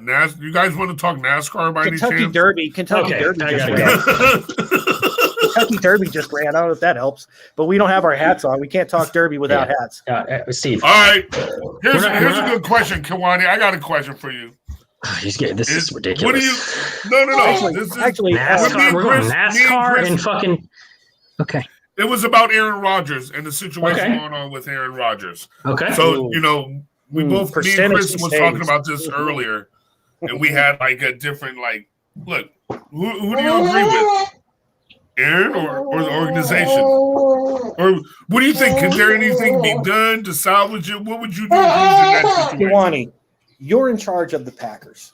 Aaron has come to you and said, fire Gutenhurst, give me an offensive weapon, or I'm not showing up. Gutenhurst says, don't worry, I've drafted you Jordan Love. We can still get an offensive weapon like Julio. We can balance it out. What are you doing? I don't know. It's a good question. We don't know all the ins and outs, everything that happened there. If I'm Green Bay, I do everything I can to keep Aaron happy for his last few years because he's still one of those few quarterbacks that can carry you to a Super Bowl right now. From Rodgers' perspective, I mean, he stays kind of mum on some of this stuff. He doesn't – I know he feels disrespected. We can kind of read the tea leaves and see that that's part of the deal there. Aaron's shown a propensity, I think, to be a little sensitive about shit at times. So we don't know how egregious stuff is. I don't know who to blame. I know Green Bay's always been a good organization, but they do have a history with quarterbacks that's not real great. I mean, they did Brett a certain way with Aaron, and they're kind of doing Aaron the same way they did Brett to some extent. And I think he sees that and doesn't like it probably. That would be my guess. But if it was me, if I was the Packers, I'd do everything I can to keep Aaron happy for the next couple of years. You don't know what you have in your next quarterback. You know Aaron Rodgers is a Super Bowl contender every year. Can I ask you this? Can I ask a quick follow-up to that, right? So, sure. So, like you said, you do everything to keep Aaron happy because he's one of the few that can, pretty much for surely get you over the top, right? We believe that, right? Mm-hmm. Right. If Aaron absolutely refuses to come back, right? What do you settle on as compensation? Because this bullshit that the Niners offered 3 and Jimmy G as some great deal, I don't see that as a great deal. So what would you settle on as compensation if you were absolutely forced to deal Aaron Rodgers? Well, I mean, I think that kind of answers itself for you. I don't think you're kind of in a position there where you don't have a choice. It's either don't get nothing for him because he's also at a point like and I don't know if he's being honest about it, but he's essentially saying he's at a point in his career where he'll just retire then. If you're going to pigeonhole me in here, well, screw you guys. I just retire. I'm not playing your game. And he has enough money to do it. He doesn't have to stay there. So you're kind of forced into a position where you got to get something for him. It's the same thing NBA teams face a lot when you know a guy's going to want to walk. You try to trade and get something for him. You know, the rest of the league knows that. So you've got to take what you can get. And honestly, if the Niners offered 3 in Jimmy G for him, and you're pretty certain that he's going to be gone, they should have taken that shit, because it was a good quarterback class this year, and you got another QB in there that you could have, used as some trade bait to fill out your roster elsewhere. If that's the truth, they should have taken that deal. I don't think they're going to get a better one going forward. If that's the case, I bet they do. I bet they do, because a team like Denver will give them 2-3 first rounders for sure. I think the Raiders would have given them 2 first rounders. Right. I mean, if you called up John Gruden right now and said, "Give us 2 first rounders," I think they said Denver. You would think so. Was the best offer right now. Yeah. Everyone put in an offer. We put in an offer. You put in an offer, and Denver put in an offer because we were the teams that he wanted to go to. Right. You know what I mean? Or none of us know what those offers are. We don't know. No. Well, fuck. Our GM says it was a quick call, so. It was you guys initiated it, though. You guys initiated that call. We initiated that call, and it was quick. Because as I'm piecing this together, it sounds to me like Adam Scheffler might have said something over a story that he's been building on, and said something to the Niners. And the Niners were like, "Oh shit, really?" And they made the call. And then they were like, the Raiders made and allegedly the Packers went, yeah, no, that's not happening, and hung up. And the Raiders and made then a call. all of a sudden, they said they got flooded with calls. Yes, like 7 to 8 teams started calling. Yes. Right. They didn't necessarily make offers, but they were calling. Right. They're gauging what they kind of need to get to get them. Yeah, all you got to do is Aaron available for 2 ones. I don't know if we offered anything, to be honest with you. Like, I don't think that. I think what John said, that part of the conversation didn't even come up because they never got that far, because they basically said he's not for trade. Right, but the price can change over time. That's the other thing. That was my point I was getting to. Yeah, like pre-draft, when the Niners are doing that, they're looking at, there's all these other teams out there. As it gets clearer and clearer that Aaron can't be there. That's what I'm saying. If they were sure he's going to leave, they might want to snatch one of those up, because the price ain't going to get any better. Denver is willing to pay any price to get another quality. Yeah, Denver will play. They'll pay. Remember this though. There's the NFL rule. You can only trade draft picks 3 years in advance. Right. So the most they can get is 3 ones and other picks. Right. Right. But do they want a player too? Because a bunch of ones heading forward, basically saying we're rebuilding for the next 3 years. How about 2 ones and Von Miller? Yeah, I mean, at this stage, I don't know the longevity of an edge rusher. What did they sign him to, a 1-year deal? I don't think they would take Von Miller anyway because of his court problems. But that's just me. Yeah, and Von Miller, I think he just signed for a 1-year deal. Like, because he was a free agent for a minute. They must have just signed him back for 1 year, 1 or 2 years.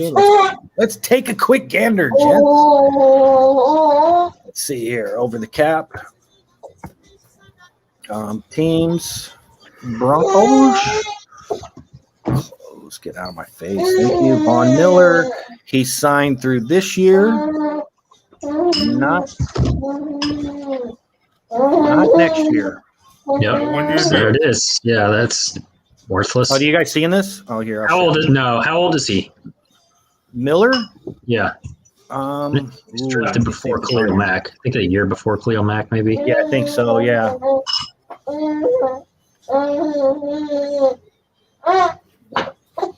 32.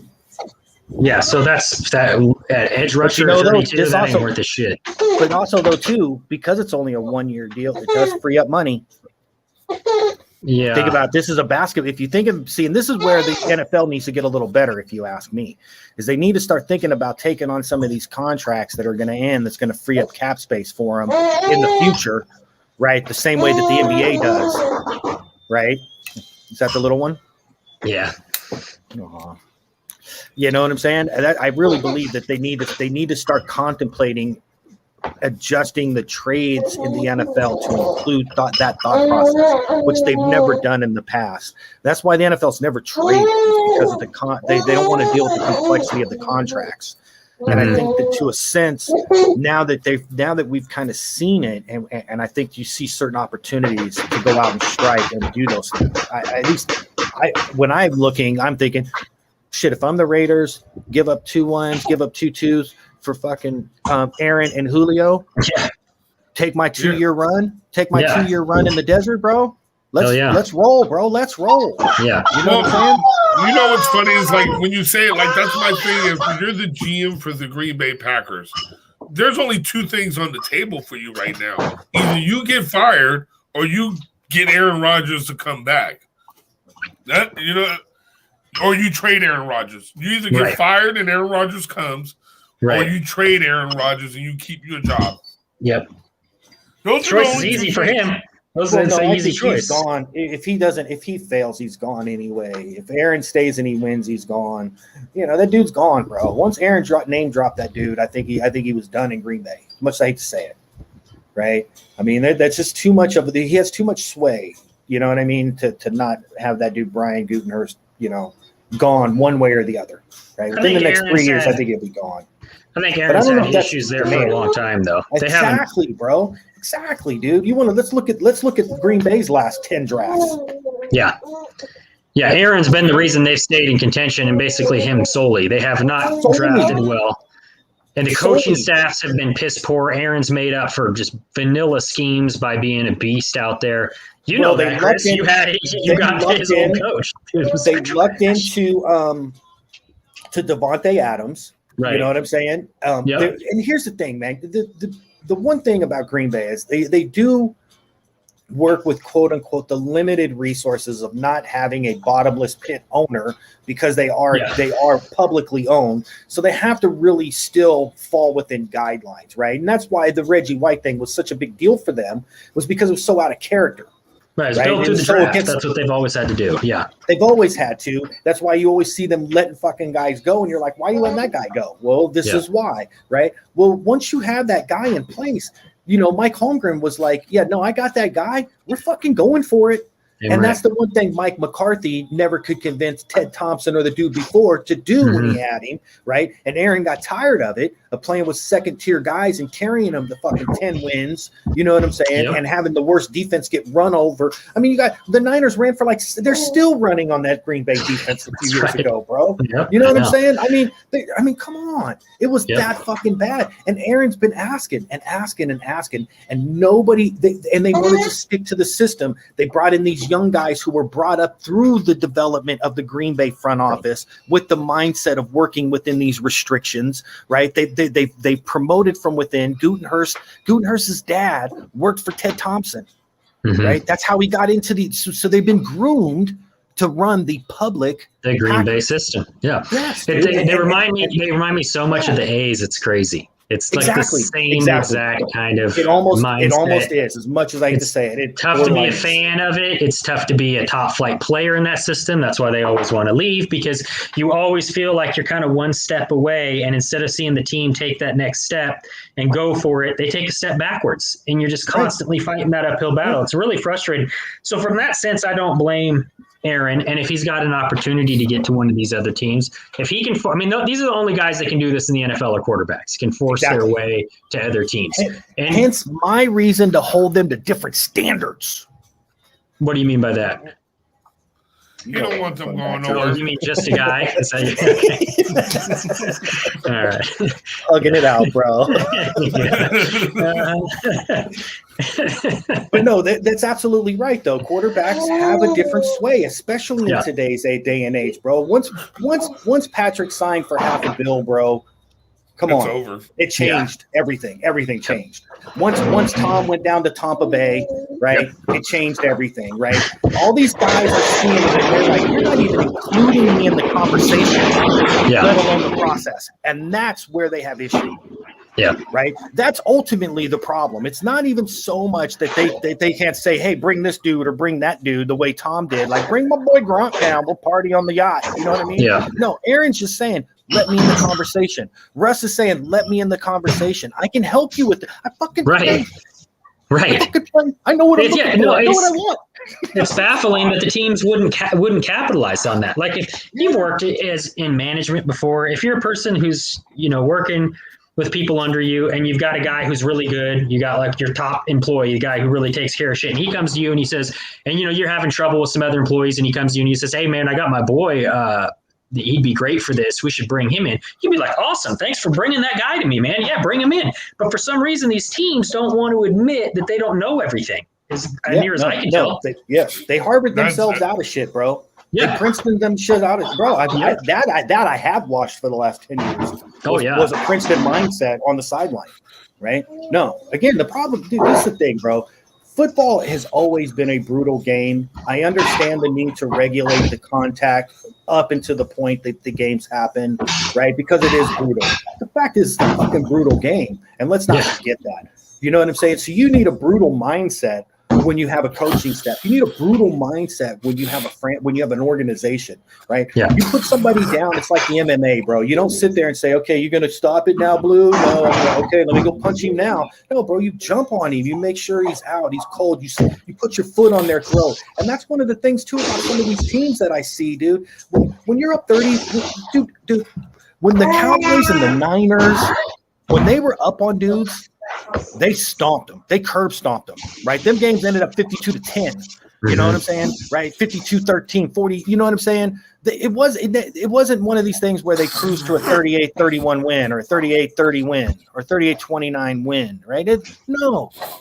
And that's the thing I think some of these teams have lost too, right? Go finish these fucking guys, right? That's why I say, man, teams don't have identities anymore, bro.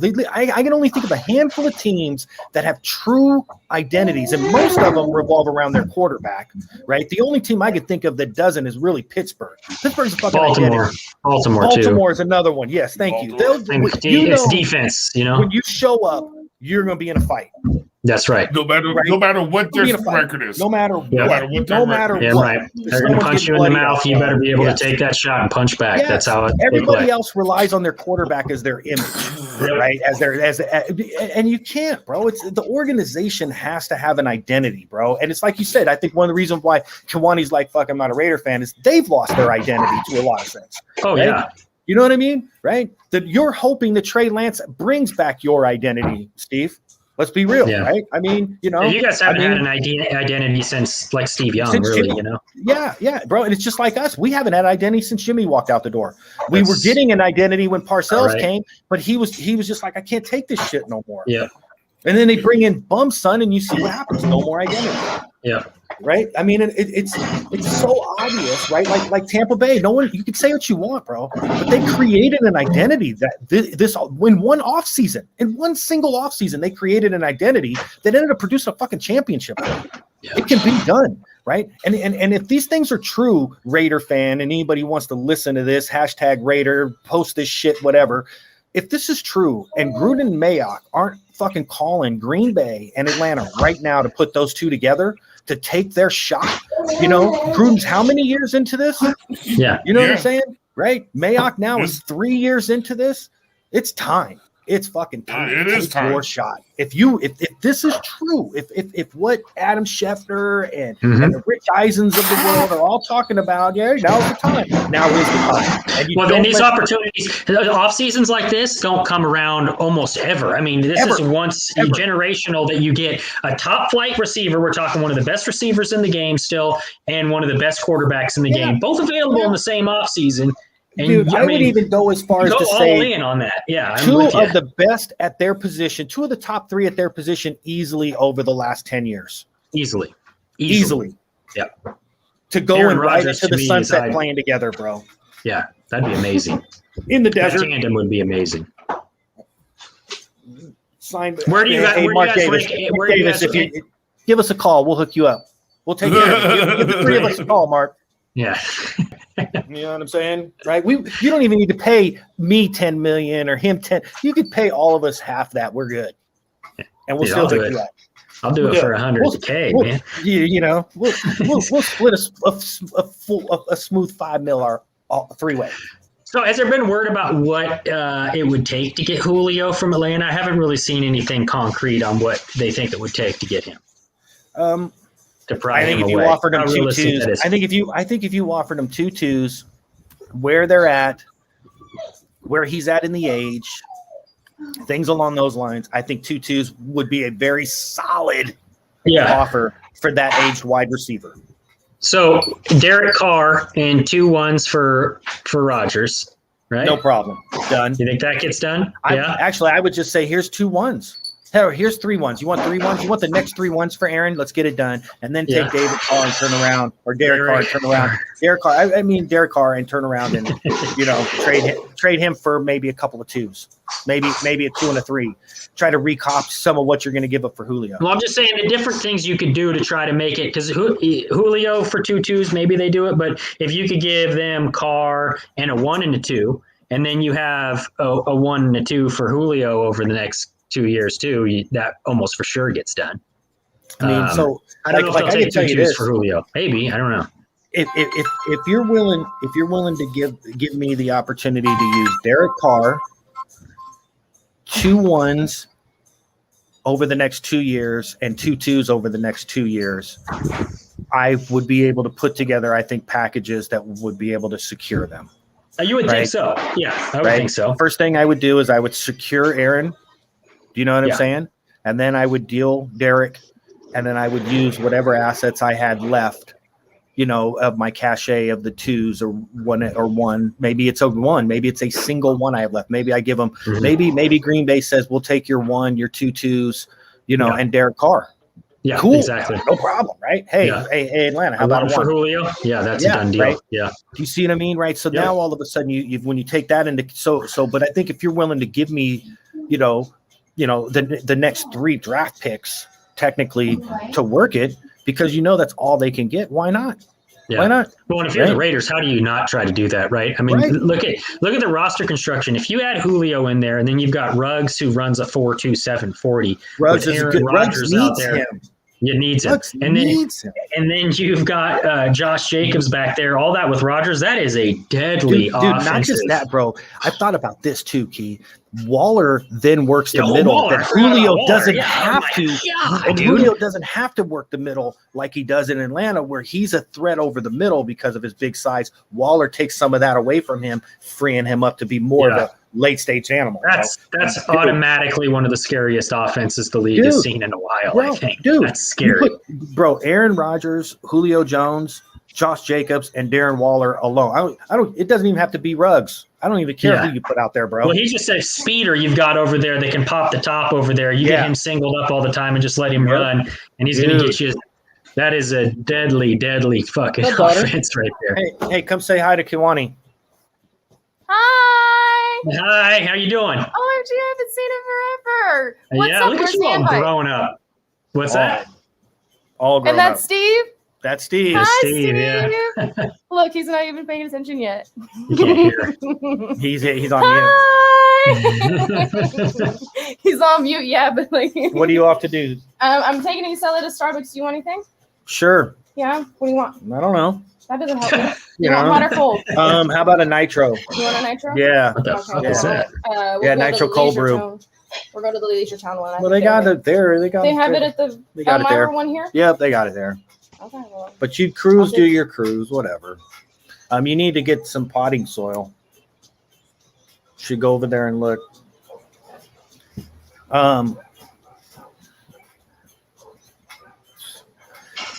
Kids all grown up, man. That's crazy. At a fucking mirror at times. It's like looking at a fucking mirror. She causes me nothing but fucking stress and angst and just. No, her? Really? She's the easy one, right? No? Oh, no shit. Well, that age too, right? Like a young woman out there, you can't help but just be worried about the world around him, bro. Yeah, a good one. One good one. Okay. Oh, I see. You want to do that? Okay. One good one. Okay, solid. All right. I'm going to be door dashing out in the bay today. If I come home tonight, then I'll be home tonight. But if not, I'll be home in the morning tomorrow. Okay. You're taking her though? No, she's coming back. Okay. Yeah. I'm going. She's staying. All right. Hey, you're 20. Hey, just don't drink. Just don't drink. That's all I can tell you to do. Don't drink.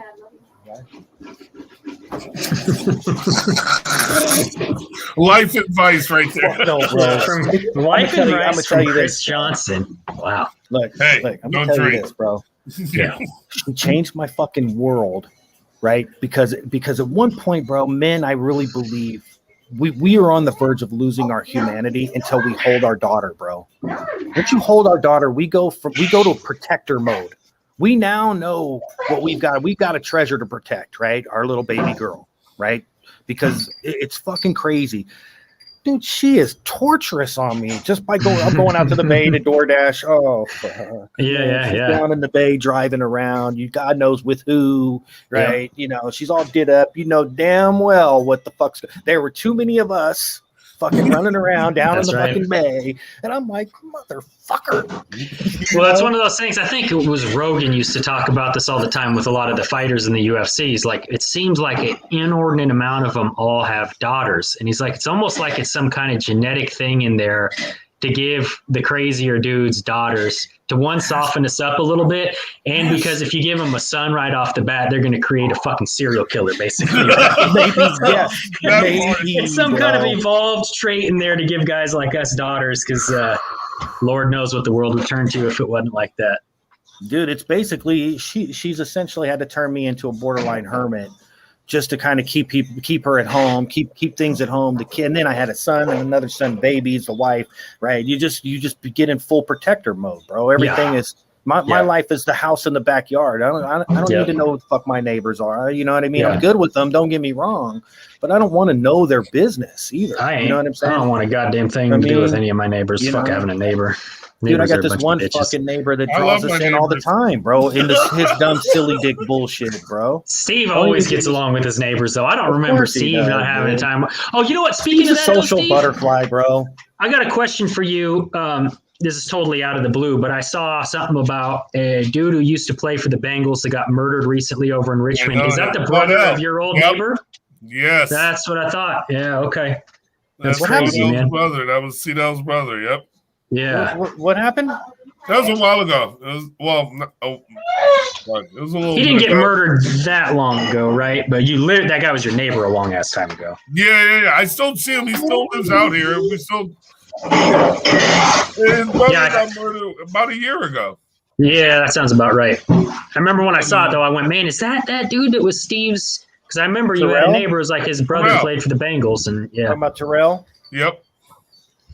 Roberts. Terrell Roberts. And who is I know his brother, Claudel. I know Terrell. I met Terrell a bunch of times. Claudel? Huh? Yeah. Claudel Roberts. That's his twin brother. They're twins. Yeah, that's right. They were twins. Yeah. Wow. So this was in 2019. September 2019. Okay. Yeah, into 2019. So, yeah, a year and a half ago. Something like I've known dude. I've known dude when he was a Bengal. Since. Too bad, bro.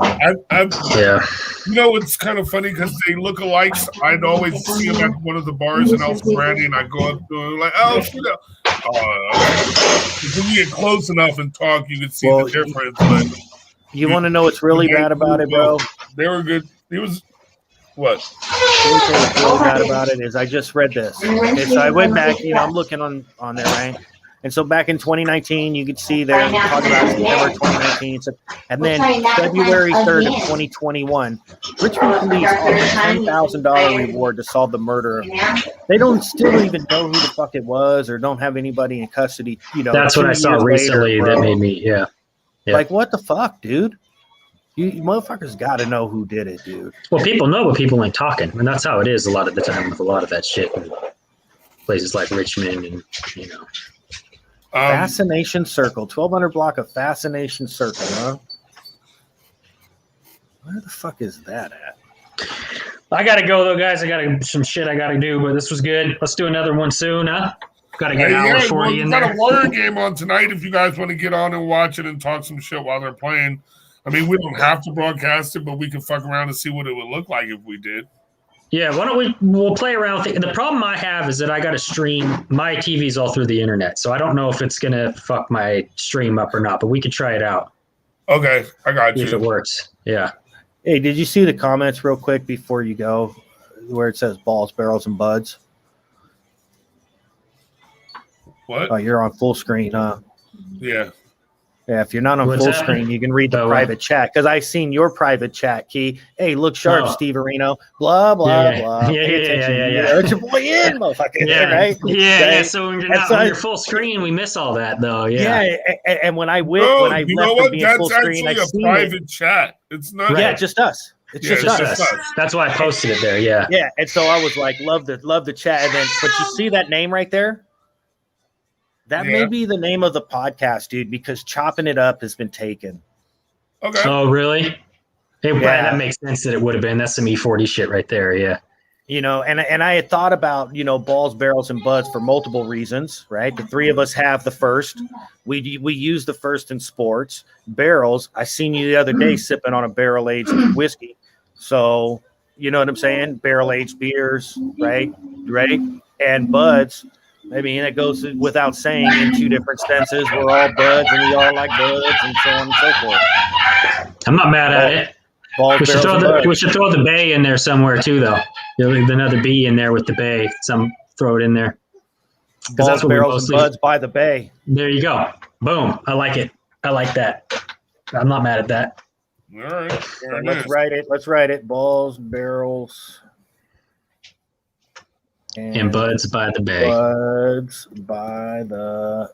Do we go by the? Do we go by the bay? By the? I've always said by the. Let's act like we by the like we're adults. Like that. I mean, all right. Let's just how about balls, barrels, and buds in the bay? No, in the bay. No, yeah, this is good. We'll be politically correct with that.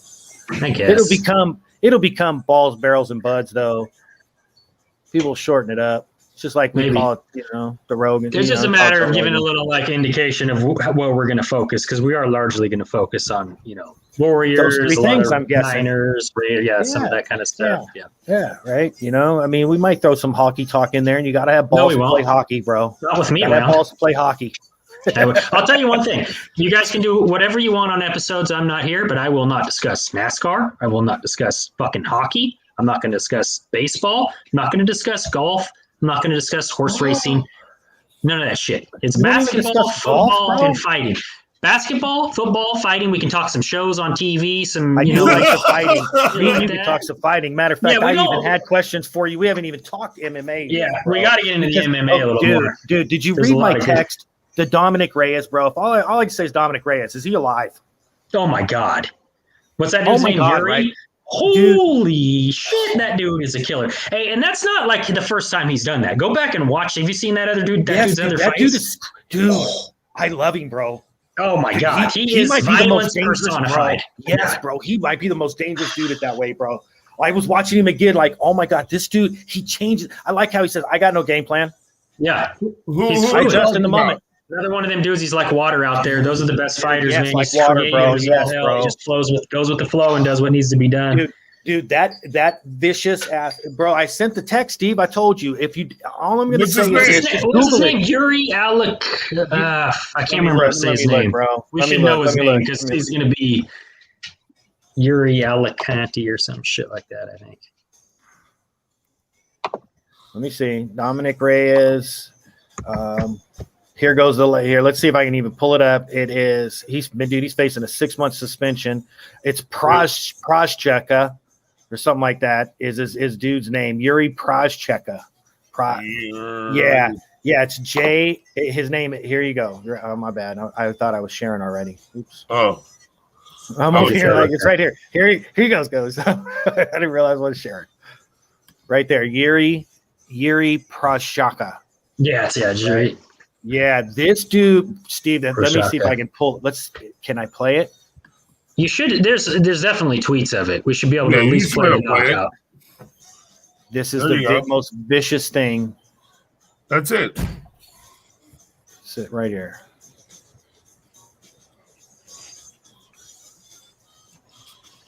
Hey, yeah, we're using that. Skip. Don't tell me he talks about it. If you just go to Twitter, you can pull it up real quick. You have to take your earpiece out. Here, okay. Let me pull it up. I will. Oh, he just talks about it there. Yeah, that's not it. Here, I've got it right here on Twitter. If you pull it up, it's like gonna come up. All right, go ahead quick, and hit share. Hit share screen, Key. Hold on, let me get it up. Damn it. Oh, never mind. That's a different part of the fight. Hold on, I got it. You got it? Yeah, I'm getting it right now. Your top knockouts, Yuri something. Yeah. I got you. Hold on. Let me share it real quick. Dana White tweeted it out. Here, I got it right here. If you guys are ready. Well, I'm a little slower than moving on the thing, but I got it. Share Chris's thing. Either way you guys want to go. Yeah, this is one of the easily most vicious things. Get out of here. Things ever. Ready? I need your I'm also going to share a loophole that I discovered. Did you see that? Look at this handsome guy. One. Skip ad. Let's skip the ad. We're seeing something different. Got to skip that ad. Whoever's on that. Oh, that's me. I got to get onto this. Hold on. Let me get onto it. Yeah, go to Chris's or something. I got it. Just hit skip ad. Oh, this is going to be his top shit. You got to go to what Chris has, bro. Dude, yeah. Just share what I got. Okay.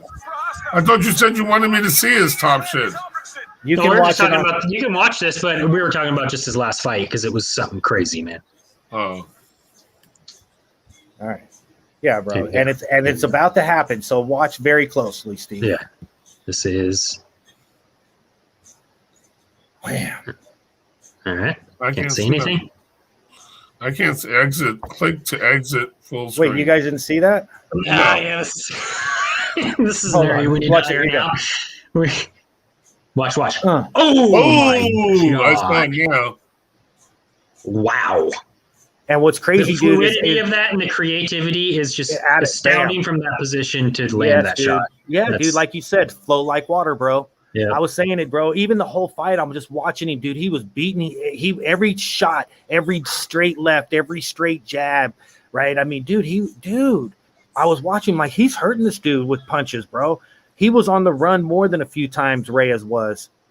And I'm not sure guys out there that hit a flow state in there, and it is something to watch, man. Anderson Silva's my favorite for that, but there's been a number of those guys, and this guy's got that same kind of flow to him where it's just fucking it's watch that in fight, motion, like they like to say. Yeah, watch that fight, bro. That shit was fucking sick as fuck. It was brutal. That's the thing about MMA, man. The brutality, but yet beauty of it is. It makes no sense. We've all been in fights. Such a weird combination of. Most men have been in a fight one form or another. What's that? You're breaking up.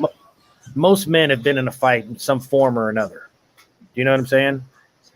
Hold on. Usually. Today, I don't know. Back in our day, definitely. But today's day and age, I don't know, man. There you go. I think my earbud might have died. Soft.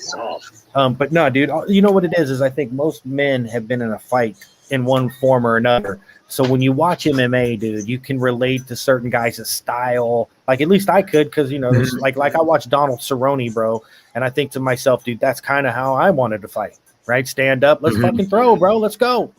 Right? You know what I mean? Then let's fucking wrestling, lay and pray. Right? But then I see some dudes who got that wrestling game, I think of like Big Rick Gutierrez.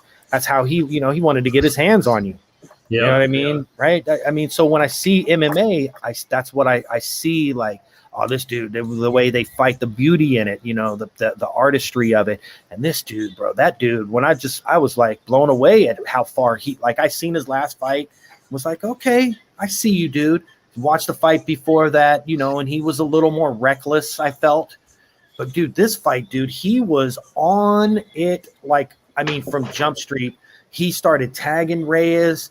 You could see he broke his nose like in the first round, had him running from him. Like, I don't want to get punched with this dude. I don't want to punch with this dude, is what he was thinking. You could see it immediately.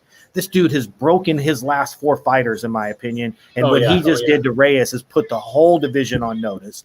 I'm not sure that dude, Jan, wants to see him either, but Jan throws cinder blocks for hands. That's the thing. Yeah, about a guy like that. But I don't think he wants to see him. I mean, when you talk about kind of the creativity and style, there's such a drastic difference there between the two of them. Not to say Jan's one of those guys. He's going to eat a shot. If he lands something big, he can always win the fight. But just from a stylistic standpoint, I think it's going to be kind of a rudimentary style versus a dude that's like, bro, groundbreaking in what he does. Real MMA. He's real true MMA in a lot of ways, bro. Yeah. There's guys that come along like that, like, what's his name at 185? I'm blanking on his name right now. The champ. Izzy. Adesanya. He's one of those guys, when you saw him coming up, you just saw like the flow state that dude gets into in fights. It was like he's gone on another level. There's something special about this dude. And you're starting to see it in Kumara as well. Kamaru Usman? Yes. Yeah. You're starting to see it. You're starting to see it in him as well, where it's just a different style, a different flow, because he keeps a little bit more of the traditional boxing fighting stance. But when he gets in a flow, you can see it too. That dude, when he gets in a striking flow, it's a different level. Yeah, it really is. I mean, some of these dudes are fucking badasses, bro. This new generation of fighters is like we're hitting that era now of. It's the one sport where I will say the latest might be the greatest, because these fucking dudes are bad asses now, bro. For sure, on all different levels, right? And I can't make that. I won't make that argument in other sports, but in MMA, to me, it's easy to make that argument. To say that I'll tell you this: I'd rather fight George St. Pierre than Usman. Oh, hell yeah. Because Usman's going to hurt me, whereas George St. Pierre's going to beat me up. Right? You know what I mean? That's how I feel about it, right? Usman's going to hurt me. George St. Pierre's going to beat me up. I can get beat up. You know what I mean? Right? Well, I always used to say that back in the day about like Chuck Liddell, right? Like everyone's like, oh my God, Chuck's so crazy. I was like, I'm not scared. I would fight Chuck. He doesn't scare me. Yeah, he hits hard, but his style is like, it's like any dude you fight at a bar. It's his style is not like, it's not groundbreaking. It doesn't scare me. These guys nowadays, you're like, oh my, I mean, the overhand right. Chuck's whole deal. I mean, say a beer guy Chuck sit there, he'd have his hands low and he'd roll that fucking overhand right. I'm coming like this. Yeah, I'd rather see somebody like this coming down the middle than like this. These guys now, I mean, at 205, John Jones, once he got in there, John Jones got in there and revamped that division. All these dudes that everyone thought were great looked like they didn't belong in the octagon with him, And so to compete with John, there was a whole different deal. Okay. I know that you said you had to go, and I talked to you for 10 minutes on this, and I'm sorry, Christina, for that. Okay, but okay, so this needs to be a point of conversation that we really need to talk about on our next show, I think. Okay, John Jones versus Francis Ngannou, bro. Yes, let's talk. It's going to be a sight to behold, bro, because John, it's not like John doesn't have big brothers, bro. So I guess I'm gonna have to start watching these fights. Yeah, you definitely should. We'll be doing you a favor, dude. Why don't you, tell Trisha to get you your nuts, put them back in your fucking sack, and watch a few fights. Wow. That comes in hot, man. It comes in hot. But no, seriously, I would love for us to really dive a lot deeper into. I think that's a very interesting fight to dive into, because there's so many different facets of it. Because I mean, obviously, John's moving up a huge amount of weight and fighting a dude that's maybe the most physically imposing guy at that weight class ever. Because there's been bigger and stronger guys, but how athletic he is at that weight, how well he wears that weight and moves. He wears 270 like we wear 170. Yes. You know what I'm saying? Yes, bro. He's an action figure, bro. But John is a cerebral, intelligent fighter. His takedowns are amazing. It's definitely, I mean, it's one of the fights I'm most excited to see out of any of the last fucking 20 years, honestly. Have you been watching any of the videos of John's weight gain and his working out videos? Did you see him doing that sprinting the other day? Oh my God. His body looks a little weird with that extra weight on, because he's still got them skinny ass little ankles. Like he's got ankles like me. He does. But then he's putting on this weight, so he looks a little weird. But he jumped on that sprint machine. He was sprinting at like, I forget, 25 miles an hour or something nuts. And he was moving with all that weight still. He was moving. He was moving. He said, I love that dude, because like you said, he's cerebral, he's smart, he doesn't do anything without a purpose. And when he was like, I've been hearing there might be questions about my cardio moving up, carrying this kind of weight. And the next thing you know, you see him doing that. Like, bro, this dude is going to be, he's coming in ready. You know why? Dude? He wants to make sure that we stop this bullshit talk about fucking Daniel Cormier, bro. Right? He's going to go up and say, I did it, and I never lost to the dude. Yeah. You know what I'm saying? I really think that. And if he takes Ngannou down, bro, and fucking pounds him out, bro, that's a major fucking statement. He's already the greatest of all time. And I'm not a big John Jones fan, but what he does in the octagon is undeniable. I don't love him as a human, but what he does in the octagon is undeniable. It's undeniable. I think people they've been talking shit on him because he hasn't had like dominating performances his last few fights. But if you look at the fights, he's fighting the smart fight. He's being tactical about everything that he does. Yep. And definitely those dudes got kind of close. I mean, I think the thing with John that's been shown is that his striking has some holes in it. So, if that's the thing. If Francis can find a hole in there and land something early on, it doesn't matter all the tactics John does. You're going night-night. I don't care who you are. Francis hits you with one of those. Oh, my God. Yeah. Yeah, he doesn't throw cinder blocks, bro. He's got like Volkswagen bugs taped to the end of his arm. He's throwing whole houses at you, like brick houses. Yeah. I mean, because what's funny was he was kind of getting his ass whooped in that fight until that bug landed. Blah! You just seen it, but dude was getting doughed up in a way, right? Derek, what's his face, had hands, right? Derek Lewis. Talking about the last fight against Stipe, he took the title from Stipe. No, before that. Him and Derek Lewis fight was terrible. That was super boring. They didn't hit each other very much. Before that. Who was that? Oh, shit. Yeah, his comeback fight was who was that? Stipe early. I forget who that was. Shit, I forget. Yeah, dude, I forget too. But that dude was kind of getting with him, bro. I felt he was kind of getting with him and had him, and I won't say he had him hurt. You know what I'm saying? But I also think that he had him. Let's go here, Francis. Half an hour. Come on, UFC. Your website needs to be better than this too. Just go to Wikipedia. That'll show you his last fights hella quick. Francis Ngannou, Wikipedia. Oh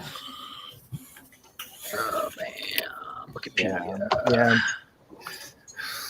Let's see. He had Rosenstruck and Junior Dos Santos and Cain Velasquez. Curtis Blades were his fights before that he won. He lost to Derek Lewis in a super boring one right after he had lost to Stipe the first time around. So the last fight was Rosenstruck, who was that dude's got some striking.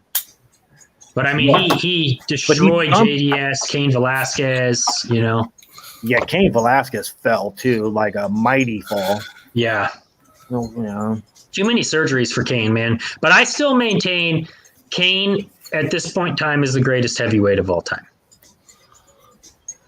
For that period of time, Cain was unstoppable. He was a buzzsaw. Obviously, we come from an era where Fedor was amazing, but there's a lot of weird stuff with Pride back in the day. I don't. I think Prime Cain was a buzzsaw. He did demolish people. Stipe's very good, though. I mean, didn't Randy Couture fight at that weight too? And those guys, they were light heavyweights, though, right? If I remember, that was prior. Couture did fight at heavyweight. He fought Brock Lesnar. He was a 2-division champ. Right. He won the heavyweight title against Tim fucking Sylvia, though. That's a long time ago. Different here's era. The thing, dude. I'll say this, dude. To me, I haven't seen the greatest heavyweight of all time in the UFC still, because I don't think anybody's really truly earned the title at the heavyweight division to be in the greatest of all time within MMA's talk just because they have a division, right? I mean, the best fighters I've seen have been at 205, 185, 175, 165. Some of these females, get props to over any of the heavyweights that I've seen, honestly. You know what I mean? Well, it's very different because at heavyweight, you're encompassing such a large range of weight. And if you get hit one time, you go to sleep. So that's the thing, right? It's a different way of fighting. It's more of like, in the lower weight classes, you're fighting with, pistols. In the heavyweight division, you're fighting with a bazooka. So if you land a shot with that bazooka, it's night, right? And I get that. But you can't discount a dude like Fedor. That's an all-time MMA great from a different era. Okay, that's the guy that was the greatest of all time. But then, dude, I would say Fedor would. If I had to say who, you're right. I'm glad you mentioned him. He's probably the great, to me, the greatest heavyweight because he dominated the longest and the most and a lot of good dudes. Yeah. Right. Not just scabs. He fought a lot of guys. Right. It wasn't so as controlled as the Dana show can be. Mm-hmm. And it's funny. I mean, Stipe, he already says Stipe is the greatest, but that's because that's his boy, right? And recency bias, as we've talked about, recency bias. Yeah, and Stipe's story might be great, being a firefighter and all that shit too. You know what I mean? It's great, but dude, Fedor, bro, I remember Fedor was dominant. The last emperor. To me, Habib is to me, Habib might be the most dominant fighter there is right now, and he's not fighting anymore. But that dude would just smother fucking guys, bro. Yeah, unbeatable. I mean, he's the only unbeaten. Yeah, Fedor. The thing about Fedor, there's a couple of kind of caveats to Fedor's career. First and foremost, is the organization he was fighting in has been known to be less than scrupulous on a number of different fronts. So there's a lot of talk of rigging fights, and it's anything that happened in Pride, you kind of have to take with a grain of salt. That said, some of my favorite fights of all time are Pride fights, and a lot of them are Fedor fights. I mean, his fight against Cro Cop, he's had a number of performances over there that were just like, oh my God, what am I watching? Right. Cro Cop was another beast, bro. Can you imagine Cro Cop today kicking some of these dudes? Dude, that kick was vicious. He was swinging an aluminum bat, bro. Right kick hospital, left kick cemetery, man. Dude, he said that in an interview once, didn't he? Yeah. I remember that was pretty good. But that's the thing, though. Then he came over to the UFC and promptly got knocked out cold with a head kick by Gabriel Gonzaga. At that point. They came in. Well, okay, so there's a couple of things there, though. There's the steroid thing. That was a lot of what was talked about, is that all of a sudden, because in Pride, they were giving them steroids. They weren't not testing them. They were giving them steroids. You got to figure, I could see that probably being the case as well. Ensign Inoue went on the Joe Rogan podcast and discussed that it was in his contract. Yeah. And they would give guys steroids. So isn't that helped promote Rogan's podcast to another level, was that conversation, if I remember, because that got like one of the top views and listens to for like 2 years running was that conversation, right? This was almost like 7-8 years ago, right? That conversation. It was a while ago. It definitely was big. He's had a couple of real big moments on there. That might have been one of them. I thought that was one of his early big ones. Was that who was that again? Ensign Inoue. Ensign Inoue. Yeah, bro. Yeah. Dude, matter of fact, I remember listening to that podcast while I was still walking the streets of San Francisco as a meter reader. So I know that was 10, 12 years ago. It was a while ago now. Yeah, it was probably at least 7 years ago. Yeah, you're probably right about that. That's pretty interesting. Yeah, dude, I remember that. That's right. He did come over and say they basically were. But dude, and a lot of those Pride fighters, when they came over, they were world beaters over there, and they came over and they were competitive, but they didn't come over and be the elite. I mean, the most successful out of all of them was probably Rampage Jackson.